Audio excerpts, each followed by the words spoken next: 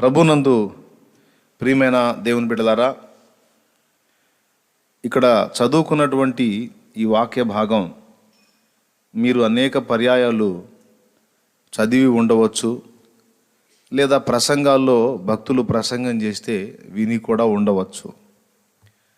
నేను కూడా ఈ మాట మీద 1, 2, 3 మార్లు మాట్లాడినట్లు నాకు కూడా గుర్తుంది. అయితే ఈరోజు దేవుని పరిశుద్ధాత్మ నా మనసులోకి ప్రత్యేకంగా ఈ మాట తీసుకొని వచ్చాడు. కృప ఎవరికి అనుగ్రహించబడుతుంది? కృప ఎవరికి అనుగ్రహించబడుతుంది? కృప అనే దానికి బైబిల్లో చెప్పబడిన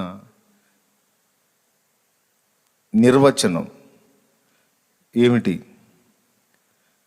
కృప అనేది ఎన్ని విధాలుగా వాడబడింది మొదలైన విషయాలు అనేకం ఉన్నాయి. వాటిల్లో కొన్ని సంగతులు మీతో పంచుకోవాలని ప్రేరేపించబడ్డాను. చాలా జాగ్రత్తగా వినండి. కృప ఎవరికి అనుగ్రహించబడుతుంది? అసలు కృపని ఎన్ని విధాల అభివర్ణించవచ్చు? బైబిల్ గ్రంథంలో ఆదికాండం 6వ అధ్యాయంలో మనం చూస్తే నోవహు దేవుని దృష్టికి కృప పొందినవాడాయను అని ఉంటుంది. నోవహు కృప పొందాడు. అలాగే దావీదు కూడా దేవుని కృపను వేడుకున్నాడు. భక్తులందరూ కూడా దేవుని కృపను గురించి గానం చేశారు, కృపను వేడుకున్నారు. కృప అంటే దేవుని దయ, దేవుని కనికరం, దేవుని జాలి అని కొంతమంది నిర్వచించారు. అసలు కృపను మనం ఎలా నిర్వచించుకోవాలి, లేదా మనకి ఎలాగా మనం అన్వయించుకోవాలి అనే విషయాన్ని 2 మాటల్లో మీకు అందిస్తాను. జాగ్రత్తగా వినండి. బోల్డన్ని సంగతులు చెప్పాలి ఈరోజు. మీరందరూ దేవునికి సమీపంగా బ్రతకాలని, దేవుని కృపలో వర్ధిల్లాలని, దేవుని చిత్తం చేయాలని, దేవుని ఆలోచనల్లో నడవాలని, దైవభక్తి సాధన చేయాలని మిగులు ఆశతో ఈ కూటానికి హాజరయ్యారు. లైవ్లో అనేకులు వచ్చారు. నా కళ్ళ ముందు కూడా అనేకులు కూర్చున్నారు. ప్రియులారా, మనుషులు 2 రకాలు, భక్తులు 2 రకాలు. కొంతవరకే ఎదగగోరి ఆగిపోయే రకం ఒకటి, పరిపూర్ణంగా ఎదిగి దేవుని కొరకు ఫలించాలనే ఆరాటపడేటువంటి రకం 2 గుంపుల మనుషులు ఉంటారు. ఒక గుంపేమో అవకాశం ఉన్నంత వరకు దేవుణ్ణి వినియోగించుకుందాం అనే గుంపు. 2వ గుంపేమో దేవుని ద్వారా ఎన్నో పొందిన నేను దేవుని కొరకు ఖర్చు కావాలి, నేను దేవుని కొరకు వాడబడాలి, దేవుని చేతిలో ఒక పాత్రగా నేను వాడబడాలి అనే ఆరాటంతో దేవుని దగ్గర ఇంకా నేర్చుకొని ఎదిగి అనేక రీతుల దేవుని పనికి సహకారంగా ఉండాలని ఆరాటపడేవాళ్ళు ఒక గుంపు. నాకు ప్రజల్లో కనబడిన వాళ్ళల్లో మొదటి గుంపు ఎక్కువ మంది ఉన్నారు, 2వ గుంపు తక్కువ మంది ఉన్నారు. మనకున్న పరిస్థితుల దృష్ట్యా, మనకున్న ఇబ్బందుల దృష్ట్యా మనకిప్పుడు దేవుని అవసరత ఉంది. దేవుని అవకాశం ఉన్నంత వరకు వినియోగించుకుందాం, దేవుడు మనకు అవకాశం ఉన్నంత వరకు సహాయం చేస్తే బాగుండని అలాగ దేవుని వాడుకుందాం అనుకునేటువంటి బాపత ఎక్కువ సంఖ్య కనపడింది. దేవుని కొరకు నేను వాడబడాలి, నాకై తన యవన రక్తాన్ని ధారపోసి తన ప్రాణాన్ని నిలువున ఆహుతి చేసినటువంటి నా ప్రాణప్రియుడైన యేసయ్య కొరకు నేను వాడబడాలి, ఆయన చిత్తం చేయాలి, ఆయన సంకల్పం నెరవేర్చాలి, ఆయన దగ్గర నేర్చుకోవాలి అనే ఆరాటంతో తప్పించేవాళ్ళు తక్కువ మంది ఉన్నారు. అయితే ముందు చెప్పినటువంటి సమూహంలో సంఖ్య పెద్దదే కానీ దేవుని కొరకు పనికొచ్చే పాత్రలు తక్కువ. కానీ తర్వాత చెప్పినటువంటి గుంపు తక్కువ సంఖ్య ఉండొచ్చు, కానీ దేవుని ప్రత్యక్షత పొందుకొని దేవుని కనుసన్నలో నడుచుకొని దేవుని కొరకు ఫలించేటువంటి పాత్రలు. నేనైతే మనస్ఫూర్తిగా కోరుకుంటున్నాను, దేవుణ్ణి వాడుకునే వ్యక్తుల్ని తయారు చేయాలన్నది నా సంకల్పం కాదు. దేవుని కొరకు వాడబడే విధంగా వ్యక్తుల్ని తీర్చిదిద్దాలనేది నా విషయంలో దేవునికి ఉన్న సంకల్పం అనేది నేను అనుకుంటున్నాను. నా హృదయ భారం కూడా అదే. మొదటి తరగతి విద్యార్థుల్లాగా బిడ్డల్ని ఉంచడం నాకు ఇష్టం లేదు. వారు మహోన్నతుని విద్యలో పరిపూర్ణత సాధించాలి, దేవభక్తి సాధనలో అభివృద్ధి చెందాలి, అనేక అనుభవాలు, అనేక సంగతులు నేర్చుకోవాలని ఆరాటపడుతున్నాను. అయితే రెండూ అవసరమే. మళ్ళీ నేను ఎవరిని తృణీకరించేది కాదు. మొదటి తరగతి చెప్పే టీచర్స్ అవసరమే, 10th, ఇంటర్మీడియట్, డిగ్రీ పాఠాలు చెప్పే టీచర్స్ అవసరమే. రెండు అవసరమే. ఎవరికి ఇచ్చిన పిలుపులో వారు పని చేస్తూ ఉంటారు, ఎవరికి ఇవ్వబడిన సామర్థ్యంలో వారు వర్క్ చేస్తూ ఉంటారు. అయితే వెలిచూపుల్ని బట్టి అవగాహన లేకుండా అంచనా వేసుకునేటువంటి వ్యక్తులకు కొన్ని దిశాయించుతాయి, కొన్ని దిశాయించవు. Praise the lord. మీకు అర్థమైద్దని నేను అనుకుంటాను. ఇంకొకటి కూడా చెప్పాలంటే,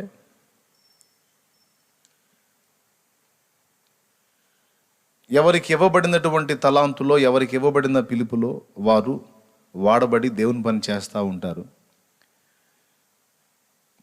ఒక దశలో కొంతవరకు కొన్ని అనుభవాలు నేర్చుకోవడానికి ఒక సహవాసంలో ఉంచిన దేవుడు మరికొన్ని అనుభవాల కొరకు తన ఆత్మీయ బిడ్డని మరొక అనుభవంలోకి తీసుకెళ్ళడానికి మరో ప్రదేశాన్ని మార్చవచ్చు కూడా. ఎక్కడ ఎన్ని పాఠాలు ఉన్నాయో ఆ పాఠాలు పూర్తయిన తర్వాత, ఉదాహరణకి మన బిడ్డని ప్రాథమిక విద్య కోసం ఫస్ట్ అందుబాటులో ఉన్న బడికి పంపిస్తాం. 5 తరగతులు అయిపోయి 6 తరగతులు అయిపోయిన తర్వాత హై స్కూల్కి చేరుస్తాం. ఫస్ట్ ఎలిమెంటరీ స్కూలు, తర్వాత హై స్కూలు చదువు అయిపోయిన తర్వాత కాలేజీ కూడా అయిపోయిన తర్వాత యూనివర్సిటీ. అట్లాగా చదువులో 4 దశలు ఉన్నాయి, 4 శాఖలు ఉన్నాయి. Elementary school, high school, college, university.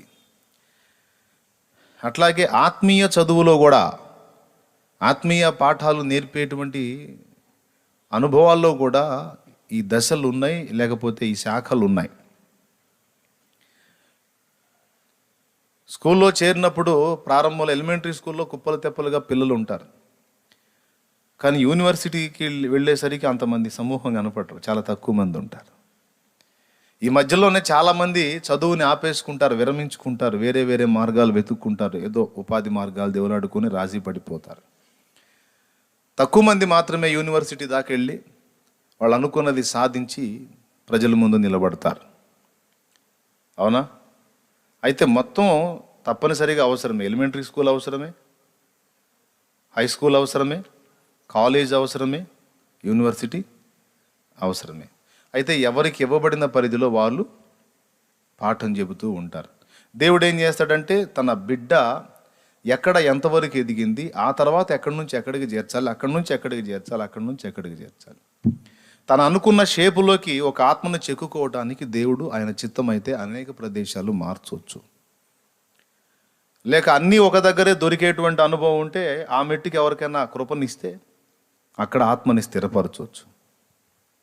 కాబట్టి నాకున్నటువంటి భారం ఏంటంటే, 4 రకముల వ్యక్తులకు పాఠం అందేటట్టు జాగ్రత్త తీసుకోవాలని నేను ప్రారంభం నుంచి కూడా దేవుని ఆత్మ సంబంధమైన ఆలోచనలను ఎరిగి అడుగు వేస్తూ వచ్చాను. దేవుని కృపను బట్టి ఇప్పుడు నన్ను వెంబడించే వాళ్ళల్లో పరిపూర్ణత సాధించి, అంటే దేవుని సేవా సంబంధమైన ఏర్పాటులోకి వచ్చి దేవుని పనిచేస్తున్న దైవజనులు ఉన్నారు. తర్వాత కొంచెం తక్కువ మెట్లో పరిచర్య చేస్తూ నాకు సహకారులుగా ఉన్న వాళ్ళు ఉన్నారు. ఇంకొంచెం తక్కువ మెట్లో సేవకులు కాకపోయినా, పరిచారకులు కాకపోయినా ఆత్మల భారంతో తమ సమీప ప్రాంతాల వాళ్ళకి సువార్త చెప్పి సన్నిధికి తీసుకొచ్చే ఎదుగుదల విద్యార్థులు ఉన్నారు.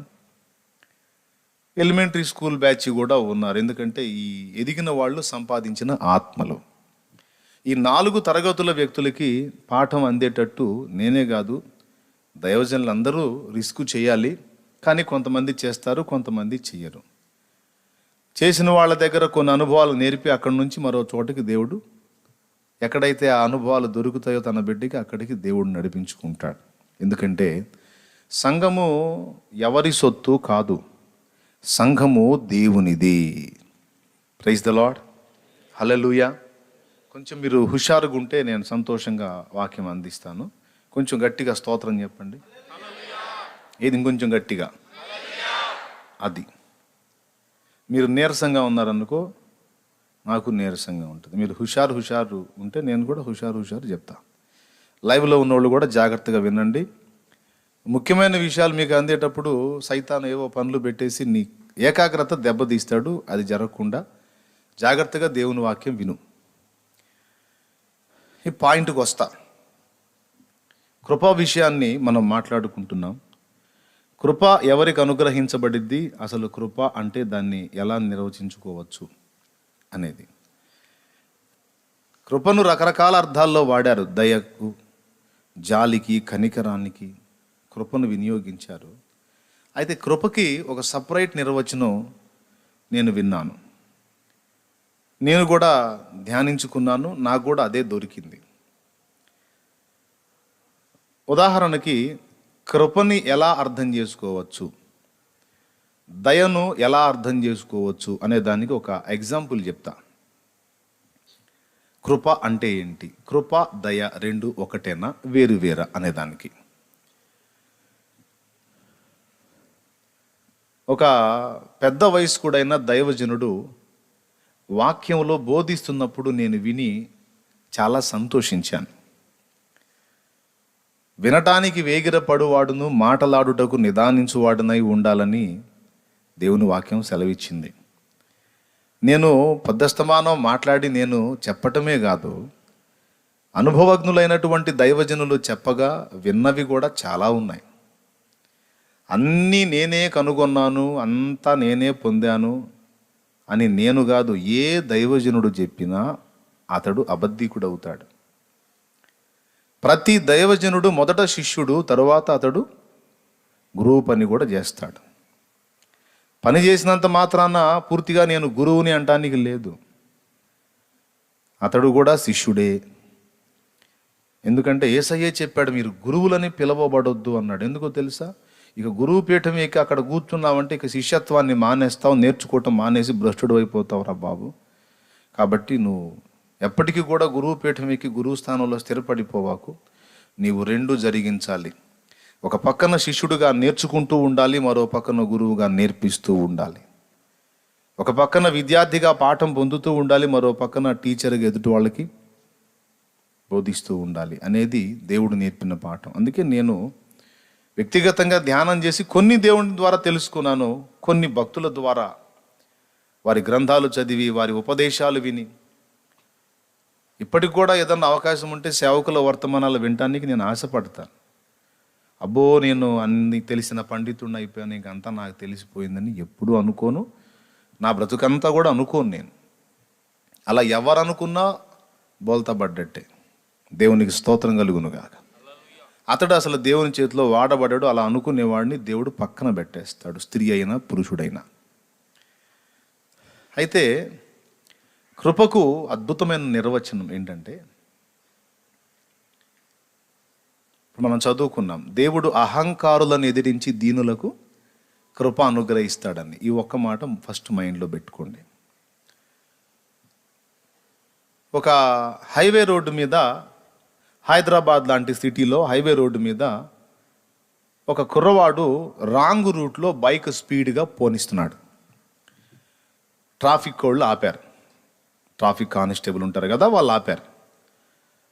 ఆపి, రే బాబు పక్క తీయండి, ఇదేంటి నీ సొంత రోడ్లాగా నీ ఇష్టం వచ్చినట్టు వెళ్తున్నావు, నువ్వు రాంగ్ రూట్ వస్తున్నావు,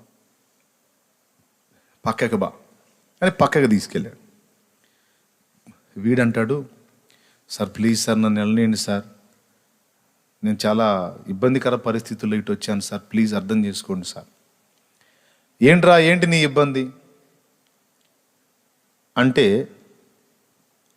ఆ సమీపంలో వెళ్తున్న అంబులెన్స్ చూపించి, అందులో మా నాన్న ఉన్నాడండి, మా నాన్నకి హార్ట్ స్ట్రోక్ వచ్చింది, ఆయన ప్రాణాపాయ పరిస్థితుల్లో ఉన్నాడు. అందుకే నాకు ఎట్లన్నా ఆయన త్వరగా ఆయనకంటే ముందు వెళ్ళాలని నేను హడావుడిగా ఇట్లా వచ్చాను సార్, నన్ను క్షమించండి సార్, ప్లీజ్ దయచేసి నన్ను మన్నించండి, ఇంకోసారి రాను సార్, నాకు తెలియకొచ్చాను, నన్ను వదిలిపెట్టండి, అది మా నాన్న వెళ్తున్నాడు, ఆయన ఉన్నాడో చనిపోయాడో కూడా తెలియదని ఏడ్చాడు.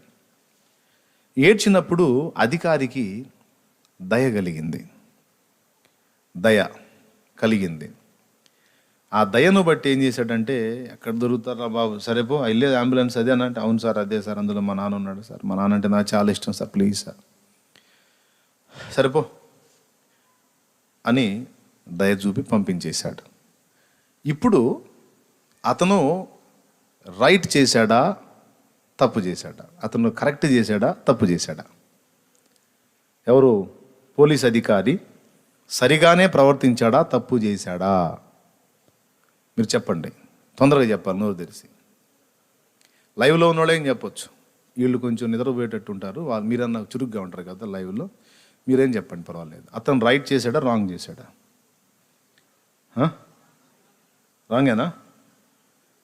అంటే ఒక అధికారిగా తను ఉన్నాడు కాబట్టి ఇట్లాంటి సెంటిమెంట్స్ పెట్టుకొని తప్పుడు రూట్లో వచ్చిన వాళ్ళు వదిలేయటం రైట్ పని కాదు, రాంగే కదా.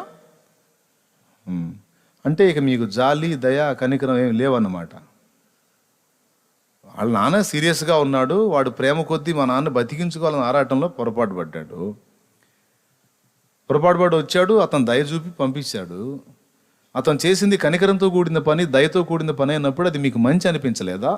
అందరూ రాంగ్ అన్నారు. ఇప్పుడు చెప్పండి, ఇప్పుడు ఆలోచించి చెప్పండి, తప్పా రైట్ అతను చేసింది?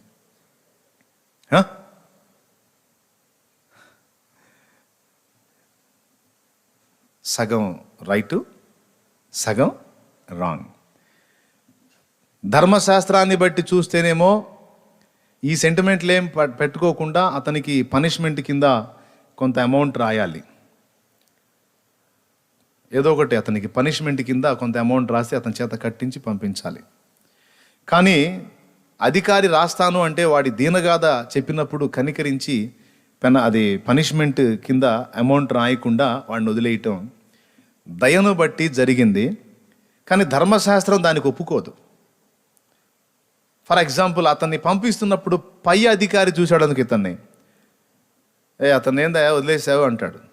వాళ్ళ నాన్నకి ఏదో హార్ట్ స్ట్రోక్ వచ్చిందంట సార్, అందుకని ఏదో మొహం ఏడిస్తే డబ్బులు కట్టి చూడకుండా పంపించాను సార్ అన్నాడు అనుకో.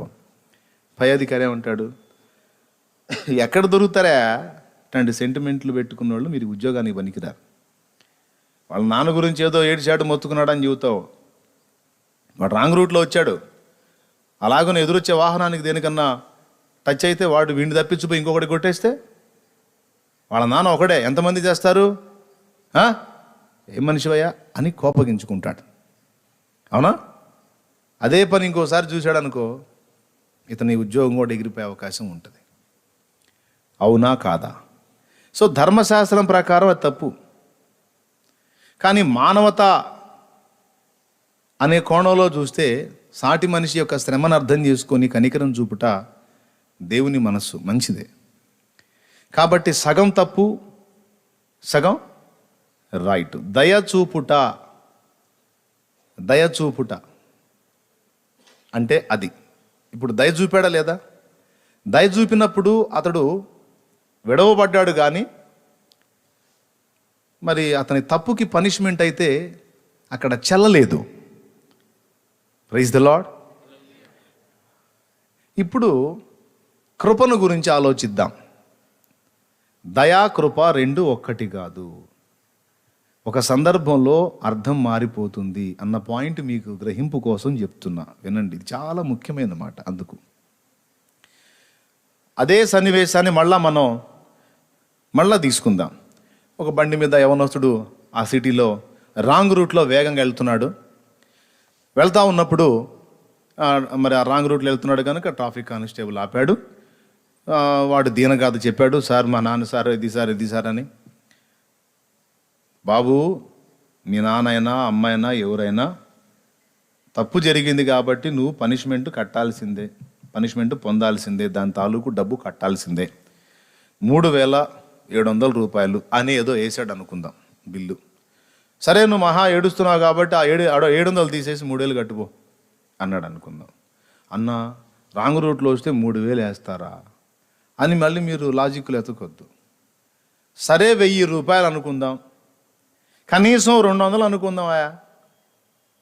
దేవునికి స్తోత్రం. వాడి దగ్గర రూపాయి కూడా లేదు.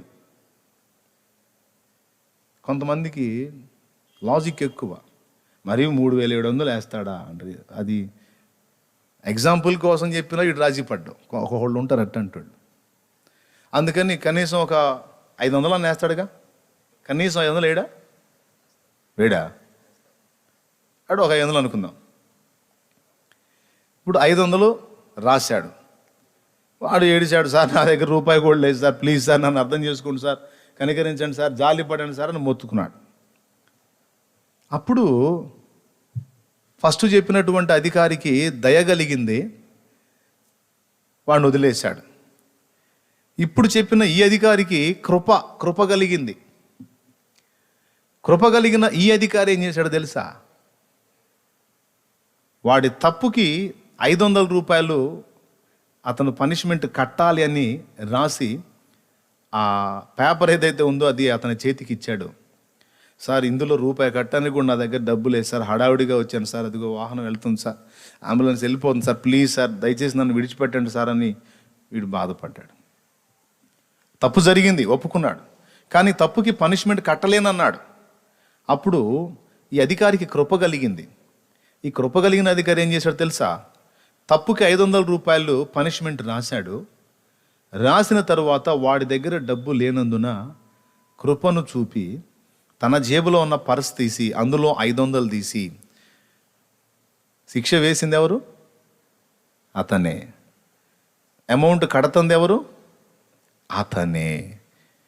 ఇది తీసుకెళ్ళి అదిగో కారులో కూర్చున్నాడు చూడు, ఆయనకి ఈ డబ్బు కట్టి దీని మీద ఒక సంతకం చేయించుకుని వెళ్ళిపో అని పంపించాడు. ఇప్పుడు ఈ అధికారి రైట్ చేశాడా, రాంగ్ చేశాడా? పెద్దగా చెప్పండి, నోరు తెరిచి. రైట్గా. ఇందులో సగం తప్పు సగం ఒప్పు లేదు. ధర్మశాస్త్ర ప్రకారం తప్పుకి శిక్ష విధింపబడింది. ప్రేమను బట్టి శిక్షను పొందినటువంటి వాడు తానే వెల చెల్లించకుండా శిక్ష విధించిన వాడే ఆ అమౌంట్ లేక ఆ డబ్బు చెల్లించి అటు ధర్మశాస్త్రాన్ని ఇటు ప్రేమని రెండిటిని నిర్వర్తించి కృపను సంపూర్తి చేశాడు. దేవునికి స్తోత్రం కలుగును గాక. కృప అంటే ఇది. దయేమో క్షమించాలనే పో అంటది, క్షమాపణ పొందినోడు ధన్యుడే. కానీ ధర్మశాస్త్రానికి దయ జవాబు చెప్పలేదు. ధర్మశాస్త్రానికి దయ జవాబు చెప్పలేదు. కృప అలా కాదు. కృప ధర్మశాస్త్రానికి జవాబు చెబుతుంది. పాపి అయిన మానవుణ్ణి కనికరించి విడిచిపెడుతుంది. మరి వీడి పాపమో అది కృప చూపిన వ్యక్తి మోస్తాడు. ఇది అర్థమైతే చేతులు కదలకుండా ఉండవు. మరి మీరు పాపం ఓహో నేను అడిగాననే, సరేలే, స్తోత్రం చెప్పండి, గట్టిగా చెప్పండి. అందరూ బాగా విన్నారు కదా. దయకి కృపకి వ్యత్యాసం. దయ సగమే న్యాయం చేసింది, సగం న్యాయం జరగల. కృప అలా కాదు. ధర్మశాస్త్రానికి జవాబు చెప్పడానికి పాపి అయిన మానవుడి మీద శిక్ష విధించాడు. ప్రేమను బట్టి ఈ పాపాత్ముడు శిక్ష పొందకుండా ఆ శిక్ష తన మీదే వేసుకొని తన ప్రాణమును నిలువున ధారపోసి మనందరినీ రక్షించాడు.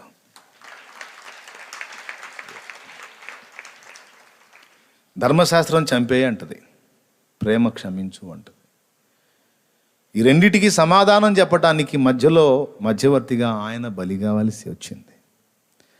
ఆయన బలి అయి కృపాసత్యములు ఒకదాన్నొకటి కలుసుకునేటట్టు, ఒకదాన్నొకటి ముద్దాడేటట్టు చేశాడు. కృపాసత్యములు కలుసుకున్నవి, అవి ఒకదానినొకటి ముద్దు పెట్టుకున్నవి. ఏమిటవి? కృపాసత్యములు. దేవునికి స్తోత్రం కలుగును గాక. గట్టిగా చెప్పండి. ఓకేనా? రైట్. ఇప్పుడు దేవుడు ఎవరికి కృప చూపుతాడు, ఎవరిని ఎదిరిస్తాడు అనే మాట వద్దు. ఇప్పుడు కృప అంటే ఏంటో తెలుసుకున్నాం. ఇక కృప ఎవరికి చూపుతాడు అన్న పాయింట్ తెలుసుకుందాం. కృప ఎవరికి చూపబడిద్ది అంటే అహంకారులకు కాదు, దీనులకు అన్నాడు. ఇప్పుడు మత్తయి సువార్త 5వ అధ్యాయం దగ్గరికి మీరు కానీ వెళ్ళగలిగితే, ఆత్మ విషయమై దీనులైన వారు ధన్యులు, పరలోక రాజ్యము వారిది అని యేసయ్య కొండ మీద ప్రసంగంగా పిలువబడేటువంటి ఆ సందర్భంలో ఆయన మాట్లాడాడు. మత్తయి సువార్త 5వ అధ్యాయము, మీకు అందరికీ తెలుసు 3వ వచనంలో, ఆత్మ విషయమై దీనులైన వారు ధన్యులు, పరలోక రాజ్యము వారిది అనే మాట. ఆత్మ విషయమై దీనులు. అహంకారికి దీనుడికి వ్యత్యాసం చెప్తా. అహంకారి నాకెవడ అవసరం లేదు, నా అంతటా నేను నిలవగలుగుతాను, నా అంతటా నేను బతకగలుగుతాను అంటాడు. దీనుడేమో ఒకడి మీద ఆధారపడతాడు. అహంకారికి దీనుడికి తేడా. దేవుడు ఎవరిని ఎదిరిస్తానన్నాడు? అహంకారిని ఎదిరిస్తానన్నాడు. కృప ఎవరికి చూపుతానన్నాడు? దీనునికి. ఈరోజు లోకంలో ఉన్న అన్యులకి మనకి ఉన్న చిన్న వ్యత్యాసం చెప్పనా? వాళ్ళకి మనకు ఉన్న వ్యత్యాసం, ఒక రకంగా చూస్తే వాళ్ళు మనం ఇద్దరం ఒకటే. వాళ్ళు పాపులే, మనము పాపులమే. వాళ్ళు ఎన్నో నీచ కృత్యాలు చేస్తున్నారు, మనం కూడా ఎన్నో నీతి కృత్యాలు చేశాం. అయితే వాళ్ళకి మనకి ఉన్న చిన్న వ్యత్యాసం ఏంటంటే, వాళ్ళేమో దేవుణ్ణి ఆశ్రయించడానికి ఇష్టపడని వాళ్ళేమో అహంకారులుగా, మాకు ఎవరి రక్తము, ఎవరి త్యాగం, ఎవరు మా పాపాలు మోయాల్సిన అవసరం లేదు, అసలు నేను పాపినే కాదండి, చాలా మంచివాడిని నేను, అంత కాకపోతే ఏదైనా పాపాలు ఉంటే నేను చేసిన పుణ్యాలు పాపాలు రెండు తక్కెట్లో పెట్టుకొని నేనే రేపు దేవునికి సమాధానం చెప్పుకుంటా, మాకెవరి సహాయం అవసరం లేదు, ఎవరి రక్తం అవసరం లేదు అని అహంకారంతో దేవుడిచ్చే అవకాశాన్ని తృణీకరించారు. మనమేం చేశామంటే, అయ్యా వాళ్ళకంటే ఎక్కువ పాపులము, కానీ మా అంతటా మేము ఏం చేసి కూడా నీ దగ్గరకు చేరలేము, అందుకే నాయన నీ రక్తాన్ని ఆశ్రయిస్తున్నాము, నీ ద్వారా అక్కడికి చేరతామని నిన్ను ఆశ్రయించాము యేసయ్యా అని దేవుని పాదాలు పట్టుకున్నందున, అంటే ఒకని మీద మనం ఆధారపడినందున ఆయనను బట్టి ఇప్పుడు మనం నిత్య జీవానికి చేరగలిగి ఉన్నాం. ఆయన రక్తమును బట్టియే మనము తండ్రి సన్నిధికి చేరగలిగి ఉన్నాం. ఎందుకంటే దీన మనసుతో తగ్గించుకొని మన స్థితి ఏంటో మనం గుర్తించి, మనంతటా మనం ఏ విధంగా కూడా అక్కడికి చేరలేమని ఎరిగి, మనకు ఒకని సహాయం అవసరమని ఎరిగి, తానే మార్గము సత్యము జీవమని ప్రకటించిన నజరేయుడు యేసు పాదాలను ఆశ్రయించి ఆయన ఎదుట మన అతిక్రమములు ఒప్పుకొని ఆయన రక్తమును బట్టి ఈరోజు ఆయన్ని పట్టుకొని మనం వెళ్తున్నాం. అందరినీ పిలిచాడు ఆయన, అందరినీ పిలిచాడు. సర్వజనులకు శుభవార్త, రండి ఉచితముగా నేను ఇచ్చే రక్షణ పొందండి అని పిలిస్తే, దీనులైన వారేమో వచ్చి ఆయన పాదాలు ఆశ్రయిస్తే, అహంకారులైన వారు ఏం చేశారు? మాకు అక్కర్లేదులే పోవాయా, నీ బోడి సిలువ, నీ త్యాగం, నీ రక్తం మాకెందుకయ్యా. కొంతమంది అహంకారులు అంటారు చూడండి, చర్చికి ఎవరు వెళ్తారో తెలుసటే భర్త భార్యతో అంటాడు. ఆ వ్యభిచారులు, ఆ సుంకర్లు, ఆ వేశ్యలు, ఆ ఫైనాన్స్ వాళ్ళు, ఆ వడ్డీ బ్యాచి, ఆ పాపిస్టోళ్ళు ఉంటారే, వాళ్ళే వెళ్ళేది పాపులకే. అది ఒకకొండ అడిగితే అంటాడు, చర్చికి రా బ్రదర్ అంటే, నేను పాపిని కాదు లేపో అంటాడు. అంటే వాడి ఫీలింగ్ ఏంటి? పాపులు రా అక్కడికి పోయేది. పోయిన కాడ నుంచి పాటలు కూడా అయ్యే కదరా, నేను పాపిని, నేను పాపిని, దేవా పాపిని అపరాధిని యేసయ్యా, అపరాధిని యేసయ్యా. ఇదే కదరా మీ గోల, పాపినో పాపిని, పాపినో పాపిని. కాబట్టి యేసుప్రభు దగ్గరికి వెళ్ళే వాళ్ళంతా పాపులు. మీరు రండి బాబు అంటే, మేము పాపులం కాదు లేపో, మా అక్కర్లేదు లేపో. వీడు అహంకారి. నేను పాపిని ప్రభువా అని ఆయన పాదాల దగ్గరికి పోయిన వాడు దీనుడు. కృప ఎవరికి ఇస్తానన్నాడు? కృప ఎవడు పొందుతాడు? రైట్. దేవుడు ఎదిరిస్తాను అన్నాడు అంటే దాని అర్థం ఏంటో తెలుసా? కృపను తిరస్కరించిన వాడు దేవునికి శత్రువు అయిపోతున్నాడు. దేవునికి స్తోత్రం కలుగును గాక. దేవుడు ఉచితంగా ఇచ్చినటువంటి రక్షణానుభవాన్ని తిరస్కరించిన వాడు అహంకారుల లెక్కలో చేర్చబడి దేవునికే శత్రువు అవుతున్నాడు. కాబట్టి కృప అంటే ఏమిటో ఒక మాట చెప్పుకున్నాం. కృప ఎవరికి అనుగ్రహించబడిద్దో కూడా ఓ మాట చెప్పుకున్నాం. ఎవరికి అనుగ్రహించబడిద్ది కృప? దీనులకు, అహంకారులకు దేవుని ఎదిరింపు. మనం ఎవరిని ఎదిరిస్తాం? మిత్రుల్ని ఆహ్వానిస్తాం, శత్రువుని ఏయ్ అక్కడ అని శత్రువుని ఎదిరిస్తాం. సైతాన్ని ఎప్పుడన్నా ఆహ్వానించారా మీరు? సైతానా, యేసు నామములో ఆజ్ఞాపిస్తున్నాను పో అని తరిమి కొట్టడం, అడ్డు తగలటమే. కానీ ఎప్పుడన్నా సైతాన్ గారు దయచేయండి దయచేయండి అని ఎప్పుడన్నా అన్నావా? నిద్రలో కూడా అన్నాం. అవునా? రైట్. వాడు శత్రువు మనకి. అహంకారం కలిగిన వాడు దేవునికి శత్రువు. అదే దీన మనసు గలవాడు దేవుని కృప పొందుతాడు. ఇంతవరకు నీట్గా ఉంది కదా. ఇక ఈ మ్యాటర్ కాస్త పక్కన పెట్టండి, అంటే మనసులోనే ఉంచండి, కొద్దిగా పక్కన పెట్టండి. ఇప్పుడు అసలు సంగతికి వస్తా. దేవునికి భక్తి సాధన చేసి దేవునికి ఇష్టడుగా ఉండి ఆయన కృప పొంది ఆయన వలన దీవించబడి వర్ధిల్లడానికి ఇష్టపడే ఎవరైనా జీవితకాలం గుర్తుపెట్టుకోవాల్సిన ఒక ప్రాముఖ్యమైన విషయాన్ని మీ దృష్టిలోకి తెచ్చి మీకు గ్రహింపు కలిగించి నేను ముగిస్తాను. ఇది జాగ్రత్తగా వినండి. ఈ లైవ్లోకి కొంతమంది వాళ్ళ సాధ్యాసాధ్యతలను బట్టి కలిసినా కలవకపోయినా తర్వాత అయినా తప్పనిసరిగా వింటారు, నాకు తెలుసు ఆ సంగతి. గనుక అందరికీ ఉపయోగపడేటువంటి ఒక ముఖ్య అంశము దేవుడు చెప్పమని నా మనస్సున ప్రేరేపించిన అంశం నేను చెప్తున్నాను, వినండి. అహంకారం అనే ఈ మాట ఎవరికి వర్తిస్తుంది? అహంకారులుగా ఎవరు మారుతారు? దేవుడు ఎవరికి శత్రువు అవుతాడు అనే మాట తీసుకుంటే, గర్వహృదయం గలవారు, అహంకారము గల మనస్సు గలవారు ఎవరైతే ఉన్నారో వారికి దేవుడు శత్రువు అవుతాడండి. బాగా వినాలి. ఇంతమంది మనం కూర్చున్నాం ఇక్కడ, మనందరం ఇంకా మహిమ శరీరం పొందలా, మట్టి శరీరంలోనే ఉన్నాం. అన్నయ్య నా దగ్గర గర్వం లేదన్నయ్య, నా దగ్గర అహంకారం లేదన్నయ్య అన్నోళ్ళు ఒకళ్ళు చేయొద్దండి.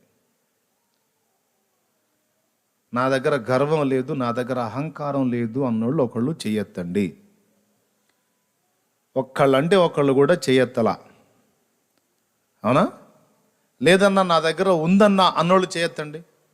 నా దగ్గర ఉందన్న గర్వం ఉంది, అహంకారం కూడా ఉంది అన్నోళ్ళు చేయొద్దండి. రైట్. యథార్థవంతులు, మిమ్మల్ని దేవుడు దీవించుగాక.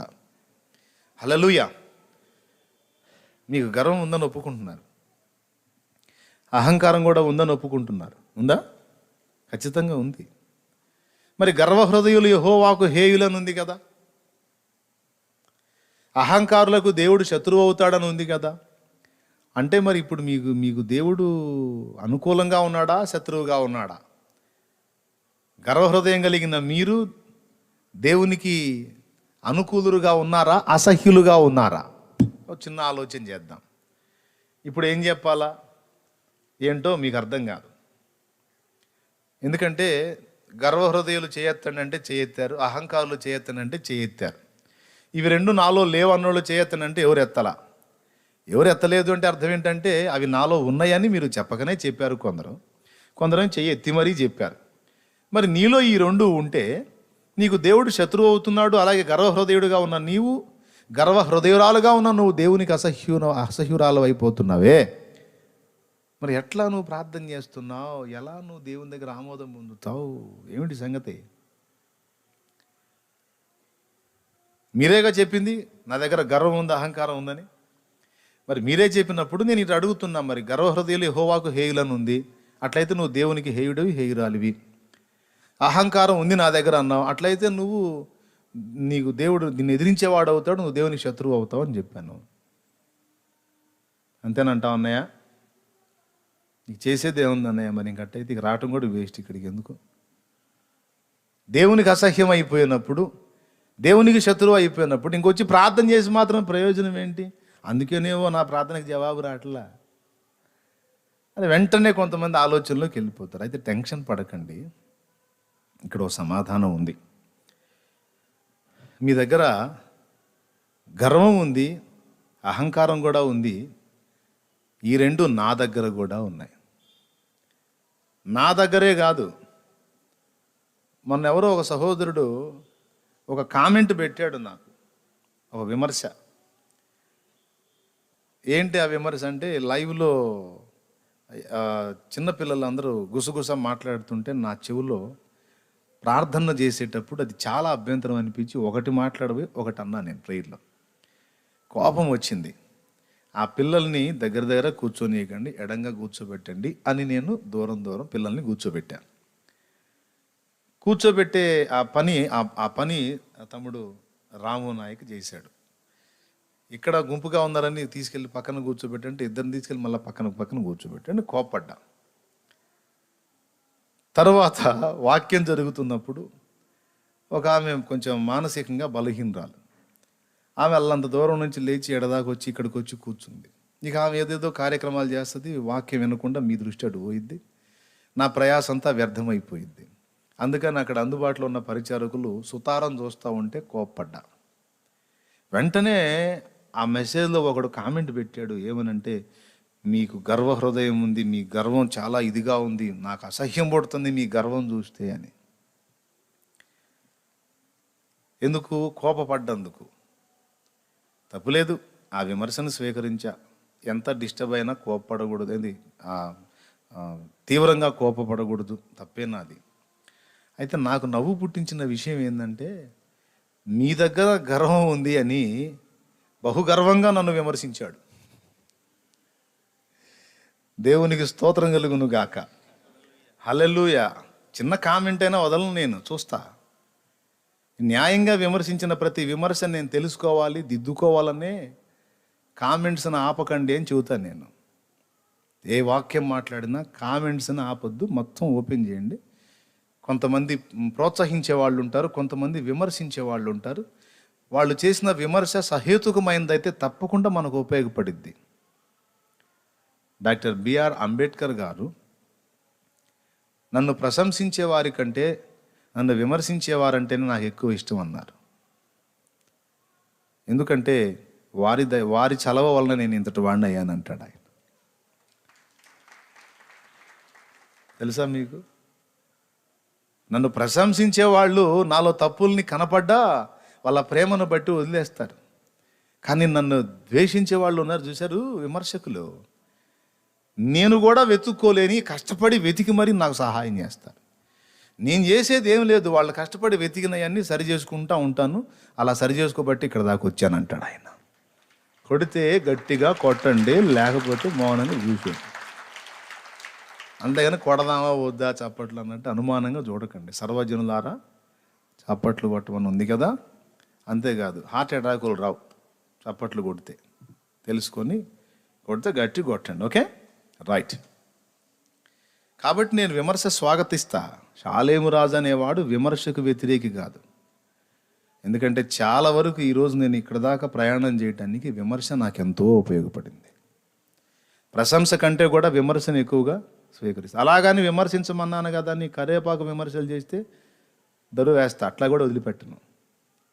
లాజిక్ ఉండాలి, న్యాయం ఉండాలి. ఏదో ఇక విమర్శిస్తే ఇష్టపడతాను అన్నాడు కదని ఇక నువ్వు దగ్గావు, తుమ్మావు, నువ్వు అన్నావు అని కరేపాకు విమర్శలు చేస్తే కూడా వదిలిపెట్టను.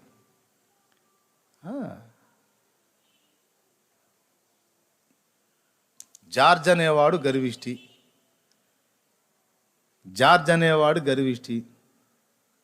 ఈ జార్జ్ అనేవాడి ఫోటో జేమ్స్ అనేవాడు తీసుకొని కాలు కింద వేసి తొక్కుతా జేకబ్ అనేవాడితో అంటున్నాడు, జార్జి గాడి గర్వాన్ని నేను నా కాళ్ళ కింద వేసి తొక్కుతున్నా అని.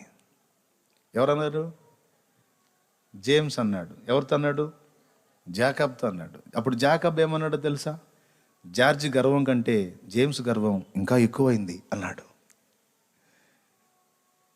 చెవులు గలవాడికి అర్థమైంది ఇది. Praise the Lord. వాడు గర్విష్టి అని ఆడి ఫోటో తెచ్చి ఇడి కాళ్ళ కింద వేసి తొక్కుతున్నాడు. వీడు వాడికంటే గర్విష్టి. ఓకేనా? రైట్. ఇప్పుడు నేనున్న ప్లేసు, నేను నిలిచిన స్థానం, నాకున్న బాధ్యత, నేను చేసే పరిచర్య, నేను ఇక్కడ ఉండి ఉపదేశం చేసేటప్పుడు ఎదుర్కొనేటువంటి ప్రెజర్, కష్టపడి ఇంతసేపు గంటలు గంటలు మాట్లాడుతున్నప్పుడు ఏకాగ్రత భగ్నం చేయటానికి సైతాను చేసే కుట్రలు, విలువైన మాటలు వాళ్ళ హృదయాల్లోకి వెళ్ళనీయకుండా దుష్టుడు చేసేటువంటి ఆటంకాలు, వాటికి విరుగుళ్ళు వేసుకుంటానే నేను దేవుని పని చేయాలి. అవునా? కాబట్టి తొందరపడి మాట్లాడేటప్పుడు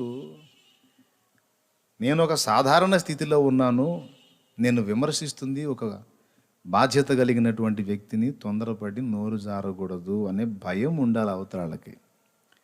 చిన్నోడు కానీ పెద్దోడు కానీ ఆఖరికి సేవకుడైనా సరే. Praise the lord. కోపపడటం పాపం అని ఎక్కడా లేదు.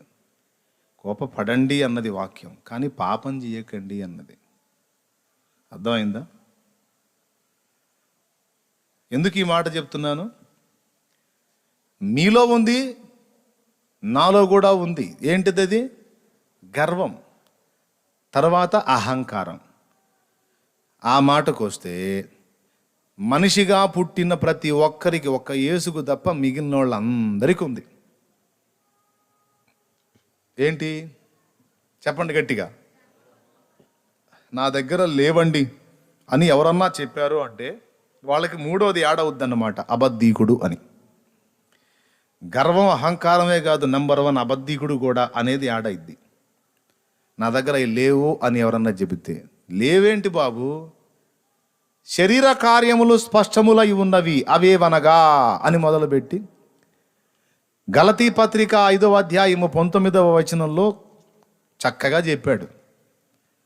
గలతీ పత్రిక 5వ అధ్యాయం 19వ వచనంలో 14-15 రకాల పాపిష్టి క్రియలు, శరీర క్రియలు చెప్పాడు. ఒక్కటి కూడా మంచిది లేదు శరీరంలో. ఈ శరీరంలో ఈర్ష్య, ద్వేషాలు, అసూయ, మత్సరాలు ఉన్నాయన్నాడు.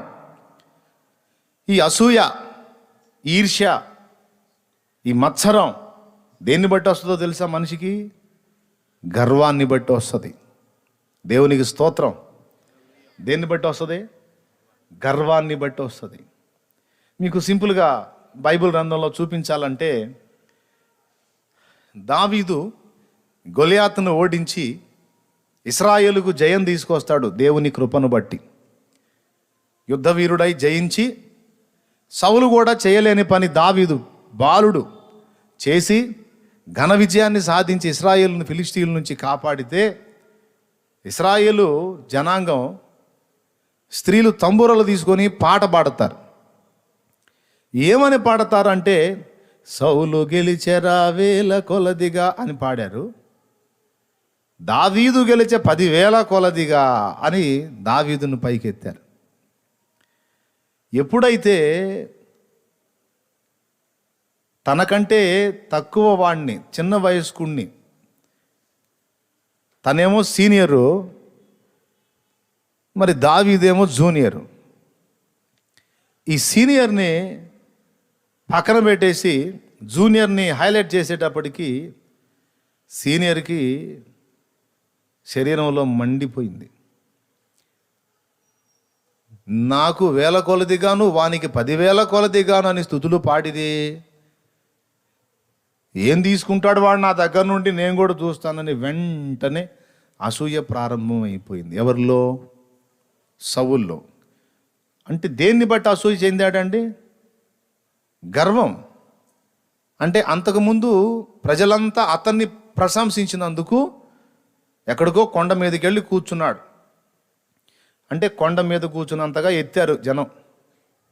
అంతకుముందు సౌలు కూడా యుద్ధాలు గెలిచాడు కదా. గెలిచినప్పుడు ఇక అయ్యగారు యుద్ధం గెలిచి రథం వేసుకొని ఊళ్ళోకి, రాజ్యంలోకి వస్తుంటే అందరూ పూలతో స్వాగతించి తంబూరలతో పాటలు పాడారు. సౌలు గెలిచే 1000 కొలది అని పాటలు పాడారు. బాగా పాడితే అనుకుంటూ వచ్చాడు. మరి బాగా పొగిడించుకొని ఎక్కడో కుప్ప మీద కూర్చున్నాడు. ఇప్పుడు ఆయన మించినోడు ఒకడు వచ్చి గొప్ప కార్యం సాధించేటప్పటికి జనాలకి ఎటుకుడి భజన అలవాటు కదా. దాన్ని బట్టి అంతకుముందు ఆయనకి భజన చేసిన ఇదే బృందం ఇప్పుడు క్రొత్త వ్యక్తి వచ్చేటప్పటికి భజన మార్చి ఇటు పెట్టారు మళ్ళీ. అరే నా భజన తీసేసి వానికి చేస్తున్నారే అని భజన చేసే వాళ్ళని ఏం ఆలోచన చేయటిల్లా. పాపం ఆయన అడగలా ఏమి లేదు, దావీదు నేను వస్తున్నాను నాకు భజన చేయండి అని. యుద్ధం గెలిచాడు, వస్తున్నాడు. వాళ్ళ ప్రేమ అభిమానాలు వాళ్ళు చూపించారు, స్పెషల్ భజన. ఇప్పుడు చేసేవాళ్ళని ఏదన్నా ఆలోచిస్తే బాగుంటుంది. వీళ్ళు అంతకుముందు నేను చేసింది అన్నది ఇప్పుడు ఇతను వస్తే ఇతను అంటున్నారు ఏ మనుషులో అని ఏదన్నా ఏడిస్తే వాళ్ళ మీద ఏడు, తప్పులేదు. అది కూడా తప్పే, ఎందుకంటే అది నువ్వు నేర్పిన దరిద్రపు అలవాటే.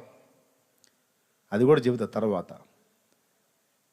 కానీ పాపం నిరపరాధి, నిర్దోషి, నీకు ప్రాణం త్యాగం చేసి మరి ప్రాణాన్ని పణంగా పెట్టి మరి విజయం తీసుకొచ్చి నీ సింహాసనాన్ని కాపాడాడు, నీ రాజ్యాన్ని కాపాడాడు, ప్రజల్ని కాపాడాడు, నీ బాధ్యత తను నెరవేర్చాడు. అలాంటి వాడి మీద వీళ్ళందరూ అతన్ని పొగిడారని విషపు చూపు నిలిపాడని ఉంటుంది. నాట నుండి సౌలు దావీదు మీద విషపు చూపు నిలిపెను. ఆలోచించండి, ఏమన్నా న్యాయమా?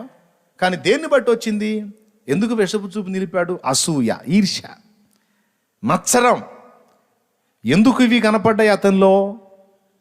ఒక అభిషిక్తుడైన వాణ్ణి అపవిత్రాత్మ పీడితునిగా చేసింది గర్వం. దాని మూలంగా అతనిలో కనిపించిన అసూయ లేక ఈర్ష్య, మత్సరం.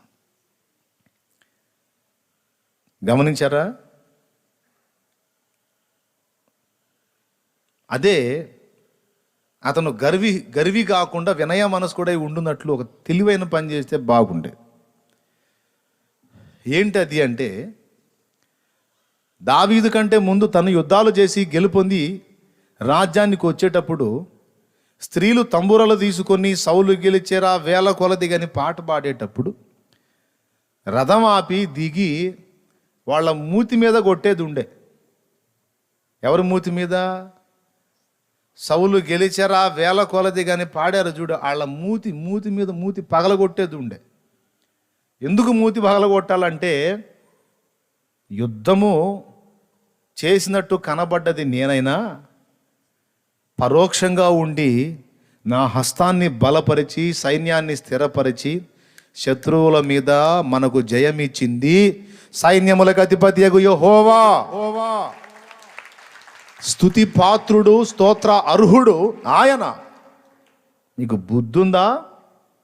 బుద్ధి లేదా? మీరు నన్నెందుకు పొగుడుతున్నారు? నన్నెందుకు కీర్తిస్తున్నారు? నన్నెందుకు స్తుతిస్తున్నారు? స్తుతికి పాత్రుడు, స్తోత్రార్హుడు మన ప్రభువే. ఎవడికి స్తుతులు చెందకూడదు అని ఆనాడే వాళ్ళ మూతి పగలగొట్టుంటే, అప్పుడు దావీదు గెలిచినప్పుడు కూడా వాళ్ళు అదే అలవాటు చూపించేవాళ్ళు. ఈ అసూయ, ఈర్ష్య అనే పాపం నుండి తప్పించుకునే అవకాశం వచ్చేది మనోడికి. తనను పొగుడుతున్నప్పుడేమో బాగా పొగిడించుకోవడం, తనకంటే ఇంకొకరిని తీసుకొచ్చి ఘనపరిచి మాట్లాడుతున్నప్పుడు ఆ అసూయ అనే శరీర తత్వం బయటపడటం అందరికీ ఉంటుంది. మీలో ఉంది, నాలో కూడా ఉంది. అయితే మరి అసూయ, అహంకారాలు ఉండి కూడా మీరు దేవుని సన్నిధికి రాగలిగారు అంటే మీరు రోజు వాటిని చంపుతున్నారు. నేను కూడా దాని మీద ఫైట్ చేసి సాగు కొడుతున్నా. అందరిలో ఉన్నాయి అసూయ, ఈర్ష్య, మత్సరము, గర్వము, అహంకారము, కాముకత్వము. ఈ దరిద్రమంతా అసలు మన శరీరంలోనే ఉందని చెప్పింది బైబిల్. అన్నా అసలు నాకు అసూయ ఉండదన్నా, అన్న అసలు నాకు గర్వం ఉండదన్నావు, నేను అసలు నా అంత దీన మనసు ఎవరికి లేదు అంటనే తగ్గించుకుంటాను హెచ్చించుకుంటున్నాడు చూడు.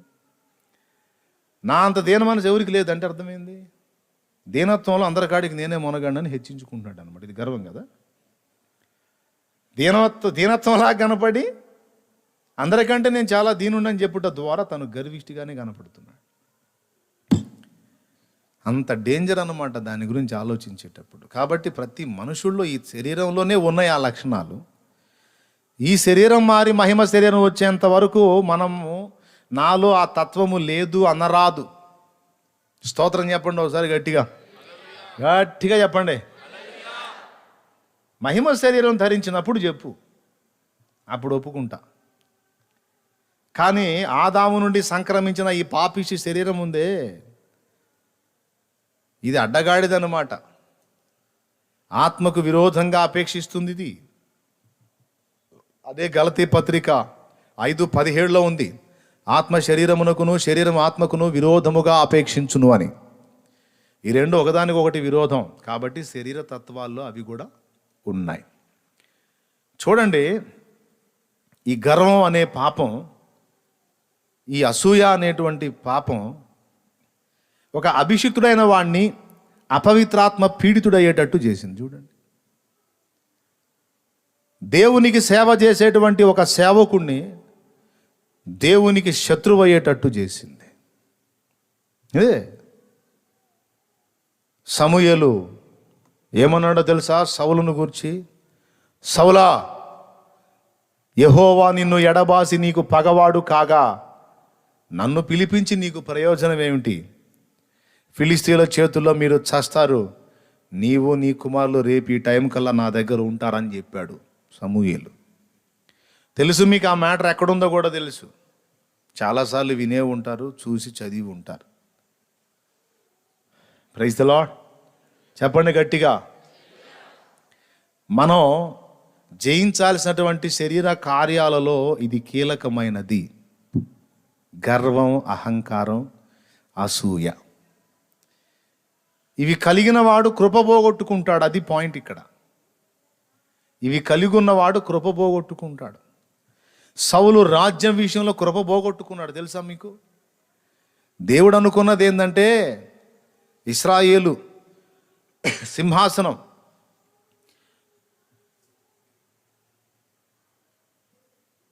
సౌలుకే స్థిరపరుద్దాం అనుకున్నాడు. సౌలు తర్వాత ఆయన కొడుకు తర్వాత ఇంకొకడు, సౌలు మనవడు, సౌలు ముని మనవడు, అంతా సౌలు నుంచే ఆ సింహాసనం మీద రాజులు వచ్చేటట్టు చేద్దామని అనుకున్నాడు ఆయన. కానీ ఆ విషయమై కృప కోల్పోయి అనర్హుడుగా, అపాత్రుడుగా, అహంభావిగా, గర్విగా, అసూయాపరుడుగా ప్రవర్తించినందున దేవునికి శత్రువై ఆ కృపను పోగొట్టుకున్నాడు. చూడండి, దేవుని కృపను మనకు దూరం చేసేటువంటి భయంకరమైన ఈ పాపము, దీనివల్ల కలిగే నష్టాలు ఎంత జటిలమైనవో ఇవి అందరికీ ఉపయోగపడే, అందరూ తెలుసుకోవాల్సిన, దైవజనులతో సహా. దేని గురించి? ఈ గర్వాన్ని గురించి, అహంకారాన్ని గురించి, అసూయ, మత్సర, ఈర్ష్యలను గురించి. ప్రేమ మరణమంత బలవంతమైనది, ఈర్ష్య పాతాళమంత లోతైనది అన్నాడు పరమగీతంలో. Praise the lord. చూసారా ఒక విషయం? ఎప్పుడైతే అతనిలో అసూయ ప్రవేశించిందో, అతనిలో గర్వం మేల్కొందో, దేవుని ప్రణాళికకు తానే ఎదురు తగులుతున్నాడు. చూసారా? దేవుడు ఏర్పరచుకున్న అభిషిక్తుణ్ణి, దేవుని చిత్తానుసారమైన మనస్సు గల దావీదు మీదకి ఈట ఎత్తాడంటే మీకు తెలుసా? సౌలు తనకు తెలియకుండా దేవుని మీదే ఈటెత్తాడు. దేన్ని బట్టి? గర్వాన్ని బట్టి, అహంకారాన్ని బట్టి, అసూయను బట్టి. అసూయ ఎంత భయంకరమైనది అంటే అది మనం ఎవరి మీద అయితే చూపిస్తామో వాళ్ళ ఎదుట మనల్నే నాశనం చేసేంత ప్రమాదకరమైంది. దేవునికి శత్రువులను చేస్తుంది, దేవునికి అసహ్యులను చేస్తుంది. ఈ అసూయ అనే లక్షణం దేన్ని బట్టి వచ్చిందో తెలుసా? గర్వాన్ని బట్టి. అప్పటిదాకా నన్ను మెచ్చుకుంటున్న జనం సడన్గా మరొకడికి వశమయ్యారు, ఇంకొకరిని మెచ్చుకుంటున్నారు అంటే అప్పటిదాకా ప్రజలు మెచ్చుకుంటున్నందున వీడు గర్విష్టిగా మారిపోయాడు. ఇక మరొకడిని ఆమోదించట్లా, మరొకడిని ఒప్పుకోవటల్లా. ఒకవేళ వాడు దేవుడి ఏర్పాట్లో ఉన్నవాడైనా సరే ఇక వీడు ఒక దురాత్మగా మారి వాడికి అడ్డు తగలటానికి ప్రయత్నం చేస్తాడు, సౌలు లాగా. ఎంత ప్రమాదమో చూడండి. ఎంత అభిషిక్తుడైనా దేవుని పనికి అడ్డు వస్తే అవసరమైతే ఆ శాల్తీనే లేకుండా తీసేస్తాడు. దేవుడు ఊరుకుంటాడా? దేవుని మీదకి వ్యతిరేకంగా మడమనెత్తితే దేవుడు ఊరుకుంటాడా? తీసేస్తాడు. స్తోత్రం చెప్పండి. హల్లెలూయా. ఈ పాపము ఏ విషయంలోనైనా, అది సేవ విషయం కావచ్చు, దేవుని పరిచర్యలోనే కాదు, జీవన సంబంధమైన పనిపాటుల్లో కూడా పనికిరాదు ఈ లక్షణం. ఏది? ఈ అహంకారం, ఈ గర్వం, ఈ అసూయ, ఈర్ష్యతత్వం దైనందిన జీవితంలో మనం చేసేటువంటి జీవన వ్యాపారంలో కూడా పనికిరావు. మనం ఎదుర్కొనే పరీక్షలలో ఇవి గుర్తుపెట్టుకోవాలి. ఈ ఎగ్జామ్స్ కూడా మనం రాయాలి ప్రియులారా. తెలుసా మీకు? మనల్ని గణపరిచి మన కళ్ళ ముందు మనకంటే ఉత్తమంగా ఇంకొకరిని గణపరిచి చూస్తాడు దేవుడు. బాప్తిస్మమిచ్చు యోహానును గుర్తించండి. బాప్తిస్మమిచ్చు యోహానుకు ఒక మంచి ఫేమ్ వచ్చింది తెలుసా మీకు? అప్పుడున్నటువంటి శాస్త్రులు, పరిసయ్యులు, ధర్మశాస్త్రోపదేశకులు, రకరకాల వ్యక్తులు ఉంటే వాళ్ళందరినీ జనం పక్కన పెట్టేసి బాప్తిస్మమిచ్చు యోహాను దగ్గరికి వెళ్ళి బాప్తిసం పొందారు. అంటే ఊళ్ళోనే లేడురా ఇంత మొనగాడు, ఇంత భక్తిపరుడు, అసలు ఎంత గొప్పవాడో బాప్తిసమిచ్చి యోహాను. ఒంటితోలు కట్టుకుంటాడు, అడవి తేనె త్రాగుతాడు, మిడతల్ని తిని బతుకుతాడు, అసలు ఈ లోక సంబంధమైనవి ఏవి ఉండవు. ఎంత పరిశుద్ధుడో, ఎంత పవిత్రుడో అని బాప్తిసమిచ్చి యోహాను దగ్గరికి పరిగెత్తారు తండోపతండాలుగా. ఒక ఫేమ్ వచ్చేసింది బాప్తిసమిచ్చి యోహానుకి. ప్రజలంతా నీరాజనాలు పలుకుతున్నారు, జేజేలు కొడుతున్నారు. అతను వస్తుంటేనే హడల్ అన్నట్టుంది పరిస్థితి. అయితే సడన్గా యేసయ్య ప్రత్యక్షమయ్యాడు. యేసయ్య లైన్లోకి వచ్చేసాడు. యేసయ్య లైన్లోకి రాగానే ఏమన్నాడో చూసారా బాప్తిసమిచ్చి యోహాను? ఆయన చెప్పుల వారు విప్పటానికి కూడా నేను తగను అన్నాడు. దేవునికి స్తోత్రం కలుగును గాక. ఆయన చెప్పుల వారు విప్పటానికి కూడా నేను తగను, నా వెనక వచ్చేవాడు నాకంటే గొప్పవాడు అన్నాడు. అవునా? యేసయ్య దగ్గరకు వస్తుంటే, ప్రభువా నీ చేత బాప్తిస్మం పొందవలసిన వాడను, నీవు పరిశుద్ధుడవు, నీ జన్మ కూడా పరిశుద్ధమైనది, ఆదాము సంబంధమైనది ఏది అంటకుండా వచ్చిన పవిత్రుడవు నువ్వు, నేనేమో జకర్యా ఎలిజబెతులకు జన్మించిన వాడను, జకర్యా ఎలిజబెతులలో ఆదాము సంబంధమైన రక్తం ఉంది గనుక ఆ రక్తం పంచుకు పుట్టిన నాకు కూడా పాపం అంటింది. కాబట్టి లెక్క ప్రకారం నేను నీ చేత బాప్తిస్మం పొందవలసిన వాడను, నువ్వు నాకు బాప్తిస్మం ఇవ్వమని వస్తావా ప్రభువా అని యోహాన్ అంటే యేసయ్య ఏమన్నాడు? నేను మానవాళి పాప పరిహారార్థమై లోక పాపాలు మోసుకొని పోయే దేవుని గొర్రెపిల్లగా మాత్రమే కాదు వచ్చింది, నన్ను వెంబడింపబోతున్న మందకు అన్ని విషయాల్లో నేను మాదిరిగా ఇవ్వటానికి వచ్చాను, మాదిరిగా ఉండటానికి వచ్చాను. పాప పరిహారార్థం నిమిత్తమై ప్రాణత్యాగం చేయటమే కాదు, నా రాజ్యమును చేరువాడు ఎలా జీవించాలో, ఎలా బ్రతకాలో నేనే మాదిరి ఇవ్వాలి. గనుక నీతి యావత్తు ఇలాగూ చేయటం మనకు తగి ఉన్నది, నువ్వు కానీ ఇచ్చేసే అన్నాడు. అర్థమైందా? తర్వాత యేసయ్య ఇక ఫేమ్లోకి వస్తున్నాడు, ప్రసిద్ధి చెందుతున్నాడు. యోహాను ఫేమ్ దిగిపోతుంది. గమనించండి, దిగిపోతుంటే ఎక్కడా కూడా యోహాను అసూయపడ్డ దాఖలా కనపడదు. ఒకడొచ్చి బాప్తిస్మమిచ్చి యోహానుతో అంటాడు, బోధకుడా నువ్వు ఎవనికి బాప్తిస్మం ఇచ్చితివో అతడు ఫలానా దగ్గర బాప్తిస్మాలు ఇస్తున్నాడు అని చెబితే యోహాన్ ఏమంటాడు? ఏం చేద్దాం, ప్రతి ఒక్కడు పాస్టరే, ఏం చేద్దాం, ప్రతి ఒక్కడు నేను మనగాడిని అనుకుంటా వచ్చేస్తున్నారు, బయలుదేరి వచ్చేస్తున్నారు పెద్ద మనగాళ్ళలాగా ప్రతి ఒక్కడు అన్నాడా? అన్లా. ఏమన్నాడు తెలుసా? సహోదరుడా, పరలోకము నుండి ఎవరికైనా ఏదైనా అనుగ్రహించబడకపోతే ఎవడును ఏదియో పొందనేరడు. ఆయన హెచ్చవలసి ఉన్నది, నేను తగ్గవలసి ఉన్నది అన్నాడు ఆ మహానుభావుడు. ఈ మనస్సు సాధన చేయాలా? దేవభక్తి సాధకుడైన వాడు ఈ మనస్సు సాధన చేయాలా? దేవుని ఏర్పాటును గుర్తుపట్టి దేవుని ప్రణాళికలో ఉన్న వ్యక్తుల్ని గుర్తుపట్టే సమూయేలులాగా, యోహానులాగా వ్యవహరించాలి కానీ సౌళ్ళలాగా వ్యవహరించకూడదు. వ్యవహరిస్తే ఎవడు నాశనం అవుతాడు? ఎవడు దేవునికి శత్రువు అవుతాడు? దేవుడు ఏర్పరచుకున్న వాడిని ఎదిరిస్తే వాడు దేవుణ్ణి ఎదిరించినట్టే. స్తోత్రం చెప్పండి. అందుకే చాలా జాగ్రత్తగా వినాలి. కీలకమైన విషయం ఇది. దేవుని ఏర్పాట్లో ఉన్నవాడిని నిందిస్తే దేవుణ్ణి నిందించినట్టే. దేవుని ఏర్పాట్లో ఉన్నవాని పనిని ఆటంకపరిస్తే, అడ్డగిస్తే వాడి నెత్తి మీదికి నిప్పులు వాడంతటా వాడే తెచ్చుకుంటున్నాడు. కోరహు, దాతాను, అబీరాములు మోషేని అడ్డగించారు, ఎదిరించారు. ఎవరు నాశనం అయ్యారు? ప్రాణాలతోనే పాతాళంలోకి మోషే దిగిపోలా. దేవుని ఏర్పాట్లో ఉన్న మోషేని ఎదిరించిన కోరహు, దాతాను, అబీరాములు దిగిపోయారు. ఇశ్రాయేలు జనాంగానికి వ్యతిరేకంగా ప్రవచించడానికి బయలుదేరిన బిలాము ప్రవచనాలను బట్టి ఇశ్రాయేలు పాడుగాల దీవించబడ్డారు. కానీ వారిని ఎదిరించడానికి పూనుకున్న బిలాము మాత్రం నాశనమయ్యాడు. అవునా? పౌలు 10 మంది ఎదుట పేతురుని ముసుగు లాగాడు. 10 మందిలో పేతురుని ఆరడిపరిచాడు.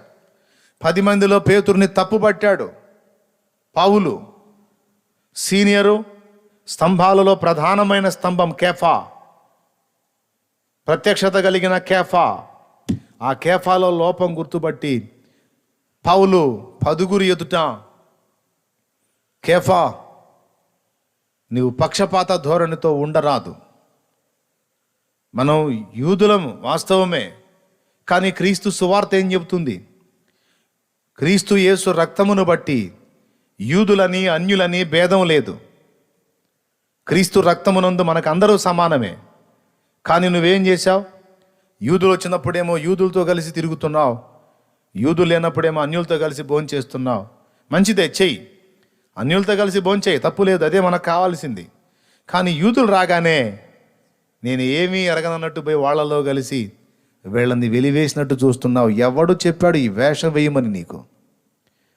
నువ్వు ప్రకటిస్తున్న సువార్త క్రమం చొప్పున నువ్వు బ్రతుకుతున్నావా? అలాంటి జీవన విధానం నువ్వు చూపిస్తున్నావా? ఇదేమి మాదిరి, నువ్వెట్లా స్తంభం అని నిలదీశాడు. అప్పుడు పేతురు ఏమన్నాడు? నోర్మై కుర్రకుంక, పిల్లకాకి, నిన్నగాక మొన్న వచ్చావు, ఏం తెలుసురా నీకు అన్నాడా? ఏం తెలిసి మాట్లాడుతున్నావు అన్నాడా? అనలా. తన తప్పు వాస్తవమేనని గుర్తుపట్టి, అహంకారి కాదు సీమోను పేతురు, గర్వహృదయుడు అంతకన్నా కాదు, తన తప్పుని బయటకు లాగి తనను సరిచేయబూనుకున్న పౌలుకు విధేయత చూపాడు. తెలుసా మీకు? పౌలు కంటే సీనియర్, పౌలు కంటే పెద్దవాడు, కానీ తనకంటే ఎక్కువ పరిపూర్ణత కనపరిచినటువంటి పౌలును చూసి ముచ్చటపడి, సహోదరుడా ఇది నిజమే, ఈ లోపం నాలో ఉంది నాయన, నేను సరి చేసుకుంటాను అని సరిదిద్దుకున్నాడు ఆ నీతిమంతుడు. అందుకే కేఫా స్పెషల్. అంత మాత్రమేనా? తన పత్రికలలో పౌలు మహనీయుని గురించి ఏం రాశాడో తెలుసా? మన సహోదరుడు పౌలు దేవుడు తనకిచ్చిన ప్రత్యక్షతను బట్టి అనేక సంగతులు తెలియజేశాడు, తన పత్రికల్లో రాశాడు. కొంతమంది విద్యావిహీనులు, ఆస్థిరులు తమ స్వీయ నాశనము కొరకే ఆయన లేఖనాలు అపార్థం చేస్తారు, ఆయన పత్రికలు అపార్థం చేస్తారు. అంటే ఏంటో తెలుసా? పౌలు దేవుని ప్రత్యక్షత పొందినవాడు, సంఘానికి సిద్ధాంతపరమైన పునాదులు వేయడానికి దేవుడు ఏర్పరచుకున్న పాత్ర పౌలు. నాకంటే ఉత్తముడు, నాకంటే శ్రేష్ఠుడు, ఆయన మాటలు ఎవడైనా అపార్థం చేశాడంటే వాడే నాశనం అవుతాడు. పౌలు గొప్పవాడని చెప్పాడండి. దేవుడు ఎన్నుకున్న పాత్ర అని మాట్లాడాడు. అది సీమోను పేతురు అంటే. తను నడిచాడు, జీవించాడు గనుకనే మనకు లెటర్లో రాశాడు, దేవుడు అహంకారాలను ఎదిరించి దీనులకు కృప చూపుతాడు నాయన. మీ పైన నాయకులుగా ఉన్న వారిని ఎదిరింపక విధేయత చూపి లోబడి ఉండండి అని బోధించాడు. స్తోత్రం చెప్తారా ప్రియులారా? ఎవరైతే గర్వహృదయాన్ని వ్యక్తపరుస్తారో, అహంకారులుగా, అసూయపరులుగా మార్పు చెందకుండా, ఆ తత్వాలను చంపకుండా వాటి చేత జయించబడతారో, వేటి చేత? అసూయ చేత, గర్వం చేత, అహంకారం చేత జయించబడతారో తమ స్వీయ నాశనాన్ని తామే కొని తెచ్చుకుంటారు. అందుకే గుండెల్లో భయంగా ఈ విషయాల్లో బహు జాగ్రత్తగా ఉండాలి దేవభక్తి సాధకులు. నోరుంది కదా అని ఎడాపెడా మాట్లాడకూడదు, గర్వంగా ప్రవర్తించకూడదు. ఆధ్యాత్మిక విషయాల్లో అయినా, లోక సంబంధమైన జీవన విధానంలో కూడా దీన మనసు చాలా క్షేమం. వ్యాపారం, నీకంటే ఒకటి వ్యాపారం ఆశీర్వాదకరంగా నడుస్తుంది అంటే నా వ్యాపారాన్ని కూడా దేవుడు దీవిస్తాడు అని ఆలోచించాలి. కానీ కొంతమంది వాడి వ్యాపారం పాడైపోతే బాగుండు అని కోరుకుంటారు. ఉద్యోగ విషయంలో కావచ్చు, వ్యాపార విషయంలో కావచ్చు, పొలం పంట విషయంలో కావచ్చు, సంపాదన విషయంలో కావచ్చు, సంతాన విషయంలో కావచ్చు, ప్రతి దానిలో ఇవి ఉంటాయండి. ఇవి ఎంటర్ అవుతాయి, మేల్కుంటాయి. వీటిని చంపుతూ ఉండాలి, లేకపోతే అవి మనల్ని నాశనం చేస్తాయి. ఎంతమందికి అర్థమవుతుందో ఏమో మరి. నీ బిడ్డ సెకండ్ క్లాస్ వచ్చాడు, నీ పొరుగువాని బిడ్డ ఫస్ట్ క్లాస్ వచ్చాడు నంబర్ 1గా. దేవునికి స్తోత్రం చెప్పు, వెళ్ళి అభినందించు. దేవుడు ఇంకా దీవిస్తాడు నాయన, నిన్ను ఇంకా ఆశీర్వదిస్తాడు నాయన అని అభినందించు. అంతేగాని నీ బిడ్డను తిట్టి వాడికి వచ్చిందే ఫస్ట్ క్లాసు అని ఏడి చావక, కుళ్ళుకొని చావకు. ఆ బుద్ధి నీ దగ్గర ఉందో లేదో నీకు తెలుసు, నువ్వు దాన్ని చంపావో లేదో కూడా నీకు తెలుసు. అది నీలో పని చేసినంత వరకు నీ పిల్లలు ఇంకా అధోగతి పడుతుంటారు. ఎదుటి వాళ్ళ పిల్లల్ని ఘనపరిచి గౌరవించి ప్రశంసించగలిగిన నాడు నీ బిడ్డలు కూడా ఇతరుల చేత ప్రశంసింపబడేటట్టు దేవుడు దీవిస్తాడు. స్తోత్రం చెప్పండి, హల్లెలూయా.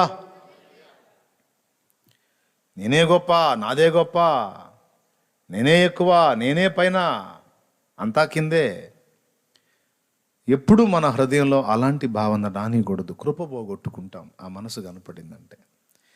దేవుడికి ఈ తత్వం కలిగినోడు కనపడితే ఎలా ఉంటుందో తెలుసా? సెప్టిక్ ట్యాంకులో బాగా పొర్లాడి ఒక పంది బయటకు వస్తే మనం మొహం ఎట్ట పెడతాం? మామూలు బురద కాదు, ఒరిజినల్ సెప్టిక్ ట్యాంకులో బాగా పొర్లాడి ఒక పంది బయటకు వస్తే ఆ వచ్చే దుర్వాసనకి దాని అవతారాన్ని చూసి మనం ఫేస్ ఎట్ట పెడతాం? అబ్బా ఎంత బాగుందో అన్నట్టు పెడతామా?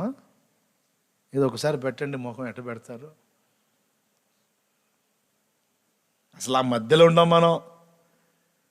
ముఖం అంతా, అందులో ఉన్న అసహ్యత అంతా మన ముఖంలో కనపడుద్ది, పక్కకి వెళ్ళిపోతాం. అవునా?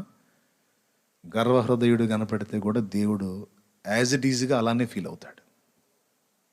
అబ్బో వీడేమో అనుకుందనరా బాబు, వీడిని చూడలేకపోతున్నాను రా నాయన, వీడు మహాగర్విరా బాబు, ఈమె మహాగర్విష్టిరా బాబు. అక్క నీకంటే ఫలానా అక్క బాగా చేస్తుంది అక్క అంటే ఏడిసిందిలే, ఏం తెలుసు ఆమెకి? వెంటనే మేలుకుంటుంది. అక్క నీకంటే ఫలానా అక్క ఏడిసిందిలే. అన్నా నీకంటే ఫలానా అన్న, అబ్బో బాగా ఏడిచాడులే, ఏం తెలుసు ఆయనకి? ఈ దరిద్రం మన తలుపు తరచు దడతా ఉంటుంది. అది వచ్చినప్పుడల్లా కత్తి తీసుకొని లైన్లో ఉండాల. ఏ కత్తి?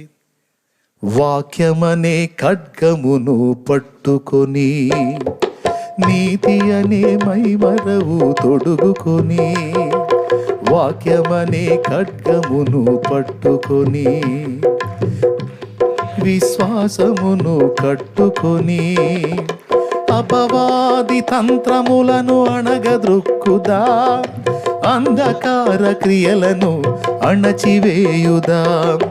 అపవాది తంత్రములను గట్టిగా, అంధకార క్రియలను, రక్షణనే శిరస్త్రాణం ధరించెదము, నిరీక్షణ కలిగి మనము సాగిపోదము. రక్షణనే శిరస్త్రాణం ధరించెదము, నిరీక్షణ కలిగి మనము సాగిపోదము. వెనుతిరిగి చూడక వెనుదిరిగి చూడక విశ్వాసం వీడక సాగిపోవాలి సాగిపోవాలి సాగిపోవాలి సాగిపోవాలి. యేసు వైపు చూచుచు పందెములో పికతో పరుగెత్తెదను. దేవునికి మహిమ. ఈ దరిద్రాన్ని తప్పించుకోవాలంటే, ఈ గర్వాన్ని తప్పించుకోవాలంటే, ప్రజలు నిన్ను ప్రశంసిస్తున్నప్పుడు స్వాగతించకుంటుంటే చాలు. ప్రజలు నిన్ను ఘనపరుస్తున్నప్పుడు, నిన్ను గొప్ప చేసి మాట్లాడుతున్నప్పుడు, ఆ ఘనతని, ఆ గొప్పని, ఆ ప్రశంసని నీ చేతులు అడ్డుపెట్టి దాన్నంతా దేవుని వైపుకు తిప్పితే బతికిపోతావు. ఆ పాపాన్ని ఈజీగా గెలవచ్చు. దాన్ని స్వీకరించడానికి అలవాటు పడతావు. నీకు తెలియకుండానే అలవాటు అయిపోయి నీ మెదడుకి ఎక్కిద్ది అది. భజన, మనుషుల ప్రశంస అనే భజన నీకు తెలియకుండానే నీ మెదడుకి ఎక్కిద్ది. ఎక్కించుకున్నావా ఇక లాగి పారవేయబడతావు దేవుని చేత. అది అది అది ఎంతమందికి అర్థమైందో ఏమో. ఏదండి? గర్వహృదయం, అహంకారం, అసూయ, మత్సరం. అది లోపల ఉంటేనే వచ్చేది. అర్థమైందా? అది కాండం, ఈ పిలకలు అన్నమాట, కొమ్మలు అన్నమాట. ఎప్పుడు దేన్ని బట్టి కూడా అలాగా మీరు ఆలోచించొద్దు. అది భౌతిక జీవితం, శరీర సంబంధమైన జీవితంలో, ఇరుగు పొరుగుల విషయంలో కావచ్చు. దేవుడు నీ తోటి వారికి 3 అంతస్తుల బిల్డింగ్ ఇచ్చి ఉండొచ్చు, నీకు 1 అంతస్తే ఉండి ఉండొచ్చు. లేకపోతే నీది రేకులిల్లు అయి ఉండొచ్చు. కానీ ఎదుగుతున్న వాడిని చూసి బాధపడద్దు. దేవుడు వానికి దయ చూపిన దేవుడు తర్వాత నీకు కూడా కృపనిస్తాడు. ఇంకా ఆశీర్వదించు, దేవుడు కృప చూపుతాడు. అంతేగాని వాడి పతనాన్ని ఆశించకూడదు. ఆ వ్యక్తికి గోల్డ్ ఇచ్చాడు దేవుడు, స్తోత్రం ప్రభా, దీవించావు, బిడ్డకు సహాయం చేసావు నాయన, నాకు కూడా ఇస్తావు నాయన. పైసలు ఇచ్చాడు అవతల వాళ్ళకి, స్తోత్రం ప్రభా, నాకు కూడా ఇస్తావు, నీకు వందనాలయ్యా. వాళ్ళకు జాబ్ వచ్చింది, స్తోత్రం ప్రభా, నా బిడ్డకు కూడా ఇస్తావయ్యా, ఎట్లనో నీ దయ వల్ల ఆ బిడ్డకి ఇచ్చావు, వందనాలయ్యా. వాళ్ళు ఎంతో సంతోషంగా ఉన్నారు ప్రభా, నాకు అది కూడా ఆనందంగా ఉందయ్యా, నా బిడ్డకు కూడా ఇస్తావు నాయనా నువ్వు అనే మనసు నీకుంటే ఎంత ముచ్చట పడతాడో. నా పిచ్చి తల్లికి ఎంత మంచి మనసు, నా చిన్నోడికి ఎంత మంచి మనసు. తన కళ్ళ ముందు తనకంటే మిన్నుగా అవతల వాళ్ళు వెళ్ళిపోతుంటే ఈ వీసుమంతా కూడా ఈర్ష్య రాకుండా దాన్ని చంపేసి ప్రశంసించి వాళ్ళని ఇంకా ప్రోత్సహిస్తూ ఉన్నాడు. బిడ్డ, వీడి మనసు ఎంత మంచిది అని ఆనందపడి అంతకంతకు ఆయన ఆశీర్వదించి వర్ధిల్ల చేస్తాడు. Praise the Lord. వాక్యములో చాలా వచనాలు ఉన్నాయి మాటలు. వినయము గల మనుషులను వర్ధిల్ల చేసెదవు, గర్విష్ఠుల గర్వమునచి గద్దె నుండి దించెదవు. వినయము గల మనుషులను వర్ధిల్ల చేసెదవు, గర్విష్ఠుల గర్వమునచి గద్దె నుండి దించెదవు. మాదు ఆశ్రయ దుర్గమా, ఏమంతా నీ వారమే, మా శైలము మా కేడమా, మాకున్నదంత నీ దానమే. ఎంతటి వాడను నేను యేసయ్యా, కొంతైన యోగ్యుడను కానయ్యా. ఎంతటి వాడను నేను యేసయ్యా, కొంతైన యోగ్యుడను కానయ్యా. ఇంతగా నన్ను హెచ్చించుటకు, ఈ స్థితిలో నన్ను చుటకు, ఇంతగా నన్ను చుటకు పాడదాం. ఈ స్థితిలో నన్ను చుటకు ఎంతటి వాడను నేను యేసయ్యా, కొంతైనా యోగ్యుడను కానయ్యా. ఎంతటి వాడను నేను యేసయ్యా, కొంతైనా యోగ్యుడను కానయ్యా.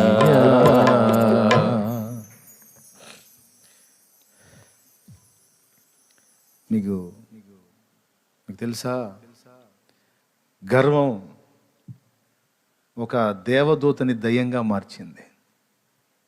కేవలం ఒక శ్రేష్టమైన కెరూబు దయ్యమైపోయేటట్టు అయిపోయింది, చేసింది అది గర్వం. గర్వం అభిషిక్తుణ్ణి అపవిత్రాత్మ పీడితుణ్ణి చేసింది గర్వం.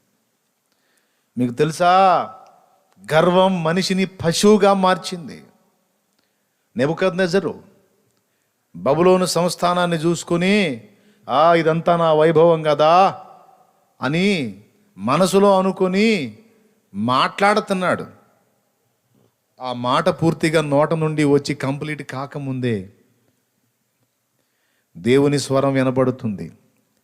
దౌర్భాగ్యుడా, ఇదంతా నీకు అప్పగించింది నేను. ఇచ్చిన నన్ను నువ్వు ప్రస్తుతించకుండా ఇదంతా నాది కదా అని అనుకున్నావు చూడు. ఈ జనాలు నా వాళ్ళు అనుకున్నావు, ఇదంతా నాది అనుకున్నావు, ఇదంతా నా వైభవం అనుకున్నావు చూడు. ఆ జనాలే నిన్ను తరిమి తరిమి కొట్టేటట్టు చేస్తా. అయిపోయింది. పశువు వంటి వాడుగా మారిపోతాడు. తెలుసా మీకు, జుట్టు పెరిగి గోళ్ళు పెరిగి 7 సంవత్సరాలు దానియేలు గ్రంథంలో ఉంటుంది, చదువుకోండి, చూడండి ఒక్కసారి. ఇది అందరూ మర్చిపోకుండా గుర్తుపెట్టుకోవాలి. ఇది వచ్చిందంటే మాత్రం ఇక వాడు అవుట్, ఎంతటి వాడైనా అయిపోయినట్టే.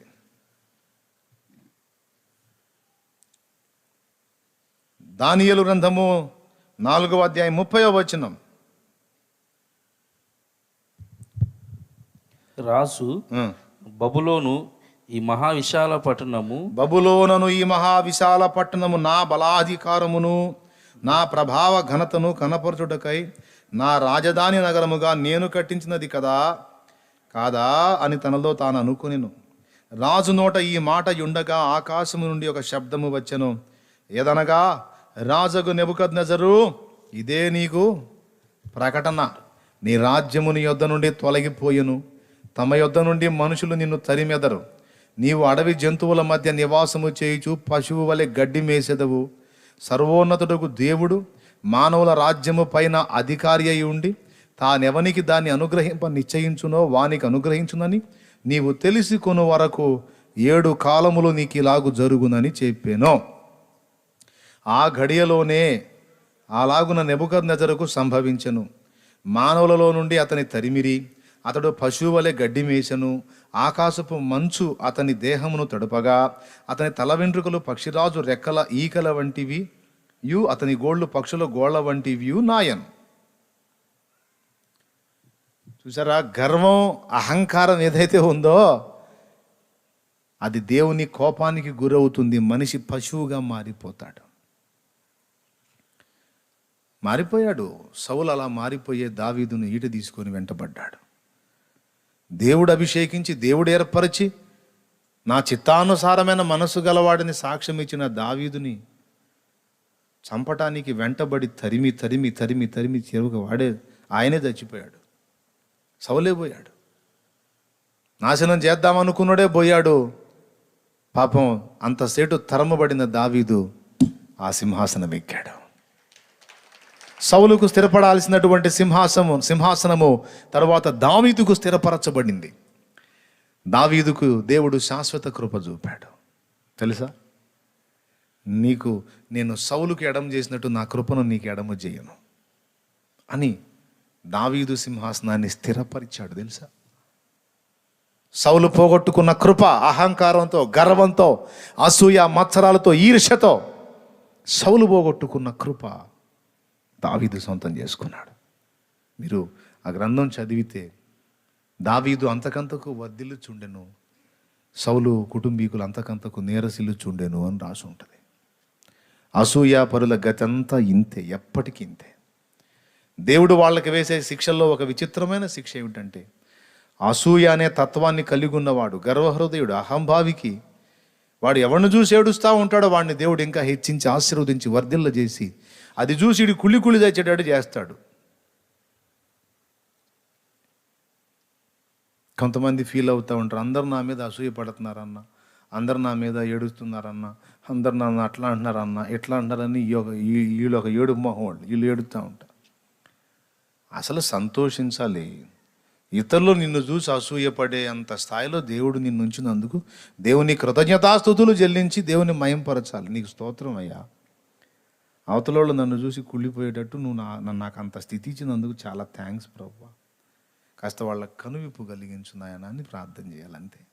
అంతేగాని నన్ను చూసి ఏడుతున్నారు, నన్ను అంటున్నారు ఇట్ట అంటున్నారని నువ్వు ఏడవకూడదు. అప్పుడు నువ్వు ఒక ఎడ్డిముఖం అయిపోతావు. అట్లా ఎప్పుడు అనుకోకూడదు. ఇతరులు చూసి అసూయపడే స్థితిలో దేవుడు,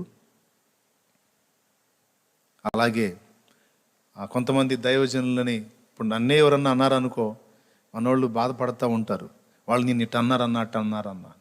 వాళ్ళని ఏమీ అనకూడదు. మీరు ఎవరన్నా నన్ను బట్టి ఏదన్నా తేలిక మాటలు మాట్లాడి పొరపాటు ప్రచారాలు చేస్తే వాళ్ళని ఏమీ అనకూడదు. ఇతరులు అసూయపడి ఈర్ష్యపడే స్థాయిలో దేవుడు మీరు నడిపించబడుతున్నటువంటి దైవజనుడు ఎవరైతే ఉన్నాడో అతన్ని ఉంచినందుకు దేవునికి స్తోత్రం చెప్పాలి. నీ దాసుని నీ కృపతో నువ్వు ఆశీర్వదించావు నాయన, ఇదంతా నీ దయా నీ దానం, నీకే వందనాలు ప్రభువా అని దేవుణ్ణి మయంపరచడం. అంతేగాని ఆల్రెడీ కుళ్ళి చేస్తున్నారు, ఇంకా వాళ్ళని ఎందుకు మళ్ళీ మీరు మాటలతో గాయపరచటం? ఎవడో తరుమకుండానే దుష్టుడు పారిపోవును. మనమేం చాకరీ చేయాల్సిన అవసరం లేదు. వాడు దుష్టుడైతే వాడే పోతాడు, వాడు శిష్టుడై క్రమం కలిగిన వాడైతే వాడే స్థిరపడిపోతాడు. దుష్టుడైతే ఎవడు తరిమే పని లేదు, వాడే పోతాడు ఎందులాడు.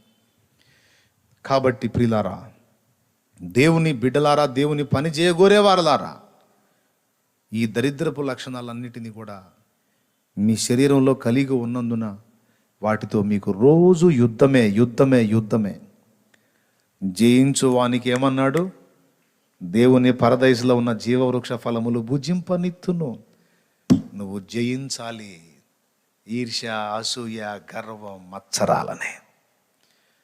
ప్రకటనలో జయించువానికి అది ఇస్తాను, జయించువానికి ఇది ఇస్తాను, జయించువానికి అయి ఇస్తాను, జయించువానికి ఈ ఇస్తానని 7 సంఘాల లేఖలో 7 రకాల విషయాలు చెబుతాడు. జయించేవాడికి ఏమేమి ఇస్తాడో. నా సింహాసనం మీద కూర్చోబెట్టుకుంటాను అన్నాడు, నా మందిరంలో స్తంభం చేస్తాను అన్నాడు, తెల్లని రాతిని ఇస్తాను అన్నాడు, క్రొత్త పేరు ఇస్తాను అన్నాడు, జీవవృక్ష ఫలాలు తిననిస్తాను అన్నాడు. ఇస్తానన్నాడా లేదా? తాళపు చెవులు ఇస్తానన్నాడు, అధికారం ఇస్తానన్నాడు. అవునా? ఎన్ని ఎవరికి ఇస్తానన్నాడు? ఏం జయించాలా అనేది ప్రశ్న. ఆ జయించేది ఏదో తెలిస్తే శుభ్రంగా జయించేద్దాం బాబా, అవన్నీ వచ్చేస్తాయి మనకి అని అనుకుంటారు. ఏమిటి జయించాలి? నీ శరీరంలో శరీర క్రియలు ఉన్నాయి, అవి రోజు నీతో ఫైట్ చేస్తాయి. నువ్వు రోజు వాటితో యుద్ధం చేసి సావగొడతా ఉండాలి. ఇది ఫస్ట్ పోరాటం. దినదినము చనిపోవుచున్నాను, యేసుక్రీస్తులు బ్రతుకుచున్నాను. దినదినము చనిపోవుచున్నాను,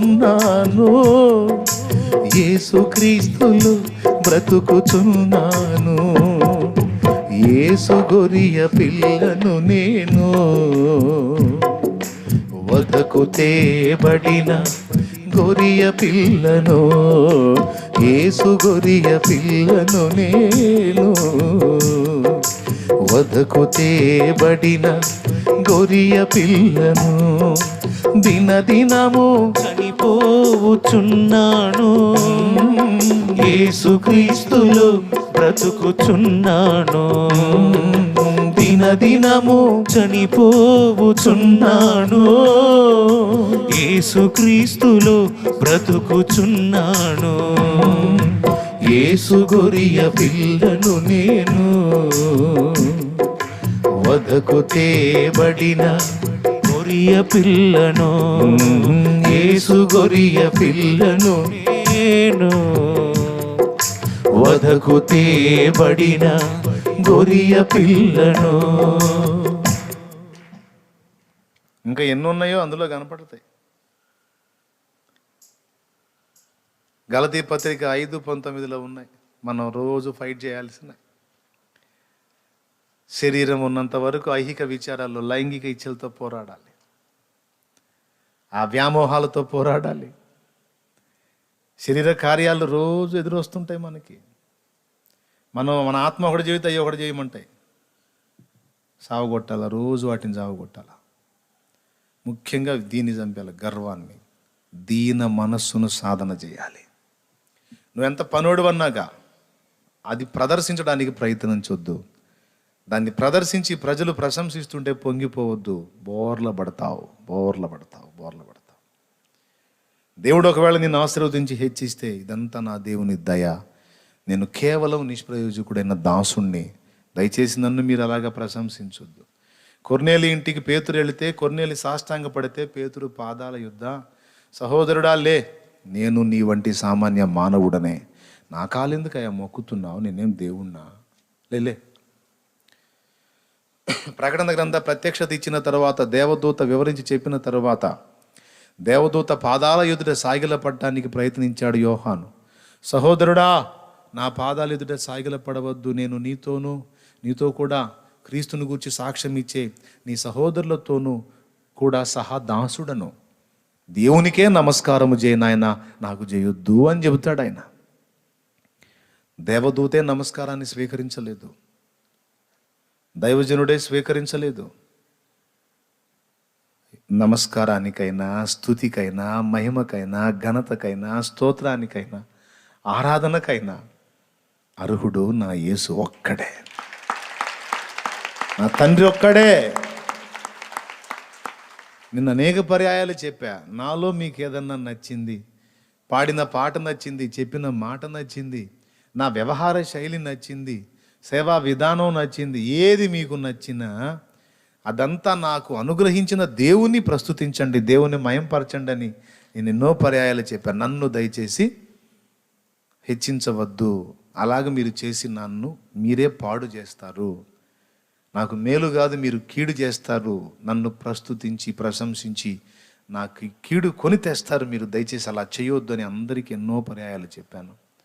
ఇప్పుడు కూడా ఎవరన్నా స్పెషల్గా కనపరుస్తుంటే భయం లోపల కొట్టుకుమిట్టాడుతూనే ఉంటుంది. వెంటనే నేను దాన్ని దేవునికి ఆపాదించుకుంటాను. నాదేం లేదు నాయన, దేవుని కృప, ఆయన దయ, ఆయన కృప. ఆయన లేకపోతే నేనేందో నాకు తెలుసు. దారి తెన్నో తెలియకయే తిరిగిన దినములను, దారుణమైన వేదనను పొందిన క్షణములను, దారి తెన్ను తెలియకయే తిరిగిన దినములను, దారుణమైన వేదనను పొందిన క్షణములను, దాపు చేరి యేసు నన్ను ఓదార్చిన తరుణమును, దాపు చేరి యేసు నన్ను ఓదార్చిన తరుణమును, దయ చూపిన బాధను తొలగించిన సమయమును, దయ చూపిన బాధను తొలగించిన సమయమును గుర్తు చేసుకుంటాను, గుర్తు కలిగి ఉంటాను, గుర్తు చేసుకుంటాను, గుర్తు కలిగి ఉంటాను. గతకాలపు జీవితమున నా యేసు కార్యాలు, గతకాలపు జీవితమున నా యేసు కార్యాలు గుర్తు చేసుకుంటాను, గుర్తు కలిగి ఉంటాను. నేను మర్చిపోను. నాలో మీకు నచ్చేది ఏదైనా ఉంది అంటే అది ఆయన చేసింది. నాలోనే కాదు, ఏ దైవజనుల్లోనైనా. మిమ్మల్ని ఎవరన్నా ప్రశంసిస్తే మీరైనా ఇదే చెప్తారు. అవునా? ముక్కుల్లో సాగర్ డ్యామ్ ఓపెన్ అయ్యి ఇదంతా పూసుకొని ఏమండి ఏమండి ఆడపిల్లని చక్కగా పసిపాపని మంచిగా డ్రెస్ వేసి పౌడర్ కొట్టి పూలు పెట్టి పిలకేసి దాని జుట్టు చక్కగా దువ్వి మంచిగా రెడీ చేసి అలా రోడ్డు మీద నిలబెడితే ఆ బుడ్డ దారిని పోయే వాళ్ళంతా ముద్దాడతారు లేదా? అవునా? మీ సంగతి ఏమో కానీ నా వల్ల కాదు. వాళ్ళు తెలియని వాళ్ళైనా సరే పాప చక్కగా ఉండి ముద్దుగా ఉంటే తప్పకుండా వెళ్ళి ఖచ్చితంగా ముద్దాడుతాను నేను. నా మనసు అది. అవునా? మీకు అట్టుండదా? ఎవరికైనా ఉంటుంది. అదే పాపని చింపిరి గుంచి మట్టి పోసుకొని చండాలంగా ఉండి దుర్గంధపూరితంగా ఉండి ఈ రెండు సాగర్లో ఒక డ్యామ్ ఓపెన్ అయిపోయి ఇదంతా అయిపోయి ఇక్కడ ఎండిపోయి ఇదంతా పిల్లలు అప్పుడప్పుడు ఇట్ట అంటారు కదా, అన్నప్పుడు ఇక్కడ వచ్చి ఇది ఆరిపోయి అది ఒక టైపులో కనపడుతుంటుంది కదా. అట్లాగా చిన్నది ఉందనుకో, రోడ్డు మీద ఎవరన్నా వచ్చా చిట్టి చిన్ని బుజ్జి అంటారా? భార్య రంగపోతారు, ఎందులో బాబు ఈ పిల్ల పొరపాటున మీదకి వచ్చిద్దేమో అని. అదే పాప అమాయంగా చేతులు చాపి ఎత్తుకో అని ఏడుస్తూ ఉందనుకో, దారిని వచ్చేవాళ్ళని చూసి పొరపాటున ఎత్తుకుంటారా? అదే చక్కగా అన్నీ రెడీ చేసిన పాప అయితే రోడ్డు మీద ఎవరన్నా మనం వెళ్తున్నప్పుడు చేతులు చాపి ఏడుస్తూ ఉందనుకో, అమ్మమ్మో ఏంటి తల్లి బంగారు తల్లి ఎవర్రా, అరే ఎవరమ్మాయి అమ్మాయి ఏమ్మా ఎందుకు ఏడుస్తున్నావు అని అడుగుతానే ఒక 10 ముద్దులు పెట్టేస్తాం. అలాంటిది నేను చెప్పిన ఈ దరిద్రపు అవతారం వేసుకున్న బుడ్డది నిలబడి చేతులు చాపి అమాయకంగా ఏడుస్తుంటే దా తల్లి అని ఎవరిని ఎత్తుకుంటారా? అబ్బో ఎందమ్మా మహా తల్లి నీ అవతారం పోతల్లోయ్ అనుకుంటా పరిగెత్తుతారు. అవునా కాదా? అదే సన్నివేశంలో వాళ్ళ అమ్మ చూసిందనుకో, దారిని వెళ్ళే వాళ్ళందరినీ చేతులు చాపి నన్ను ఎత్తుకొని తన బిడ్డ అమాయకంగా అడుగుతూ ఉంటే ఎవరూ కనికరించకుండా ఆమెను పట్టించుకోకుండా వెళ్ళిపోతుంటే అల్లంత దూరాన్న అమ్మ చూస్తే నడిసిద్దా? ఇక వాళ్ళమ్మ నడిసిద్దా పరిగెత్తిద్దా? పరిగెత్తుకొని వచ్చుద్ది. పరిగెత్తుకొని వచ్చి తన కూతుర్ని గట్టిగా కౌలించుకొని పైకెత్తుకొని, తల్లి నిన్నెవరు పట్టించుకోలేదా నానా, అమ్మ నా బంగారమో అని ఎక్కడైతే సాగర్ డ్యామ్ ఓపెన్ అయ్యి ఎండిపోయి చీదరగా ఉందో అక్కడే 1,00,00,000 వరహాల ముద్దు పెట్టేస్తుంది. అది అమ్మ.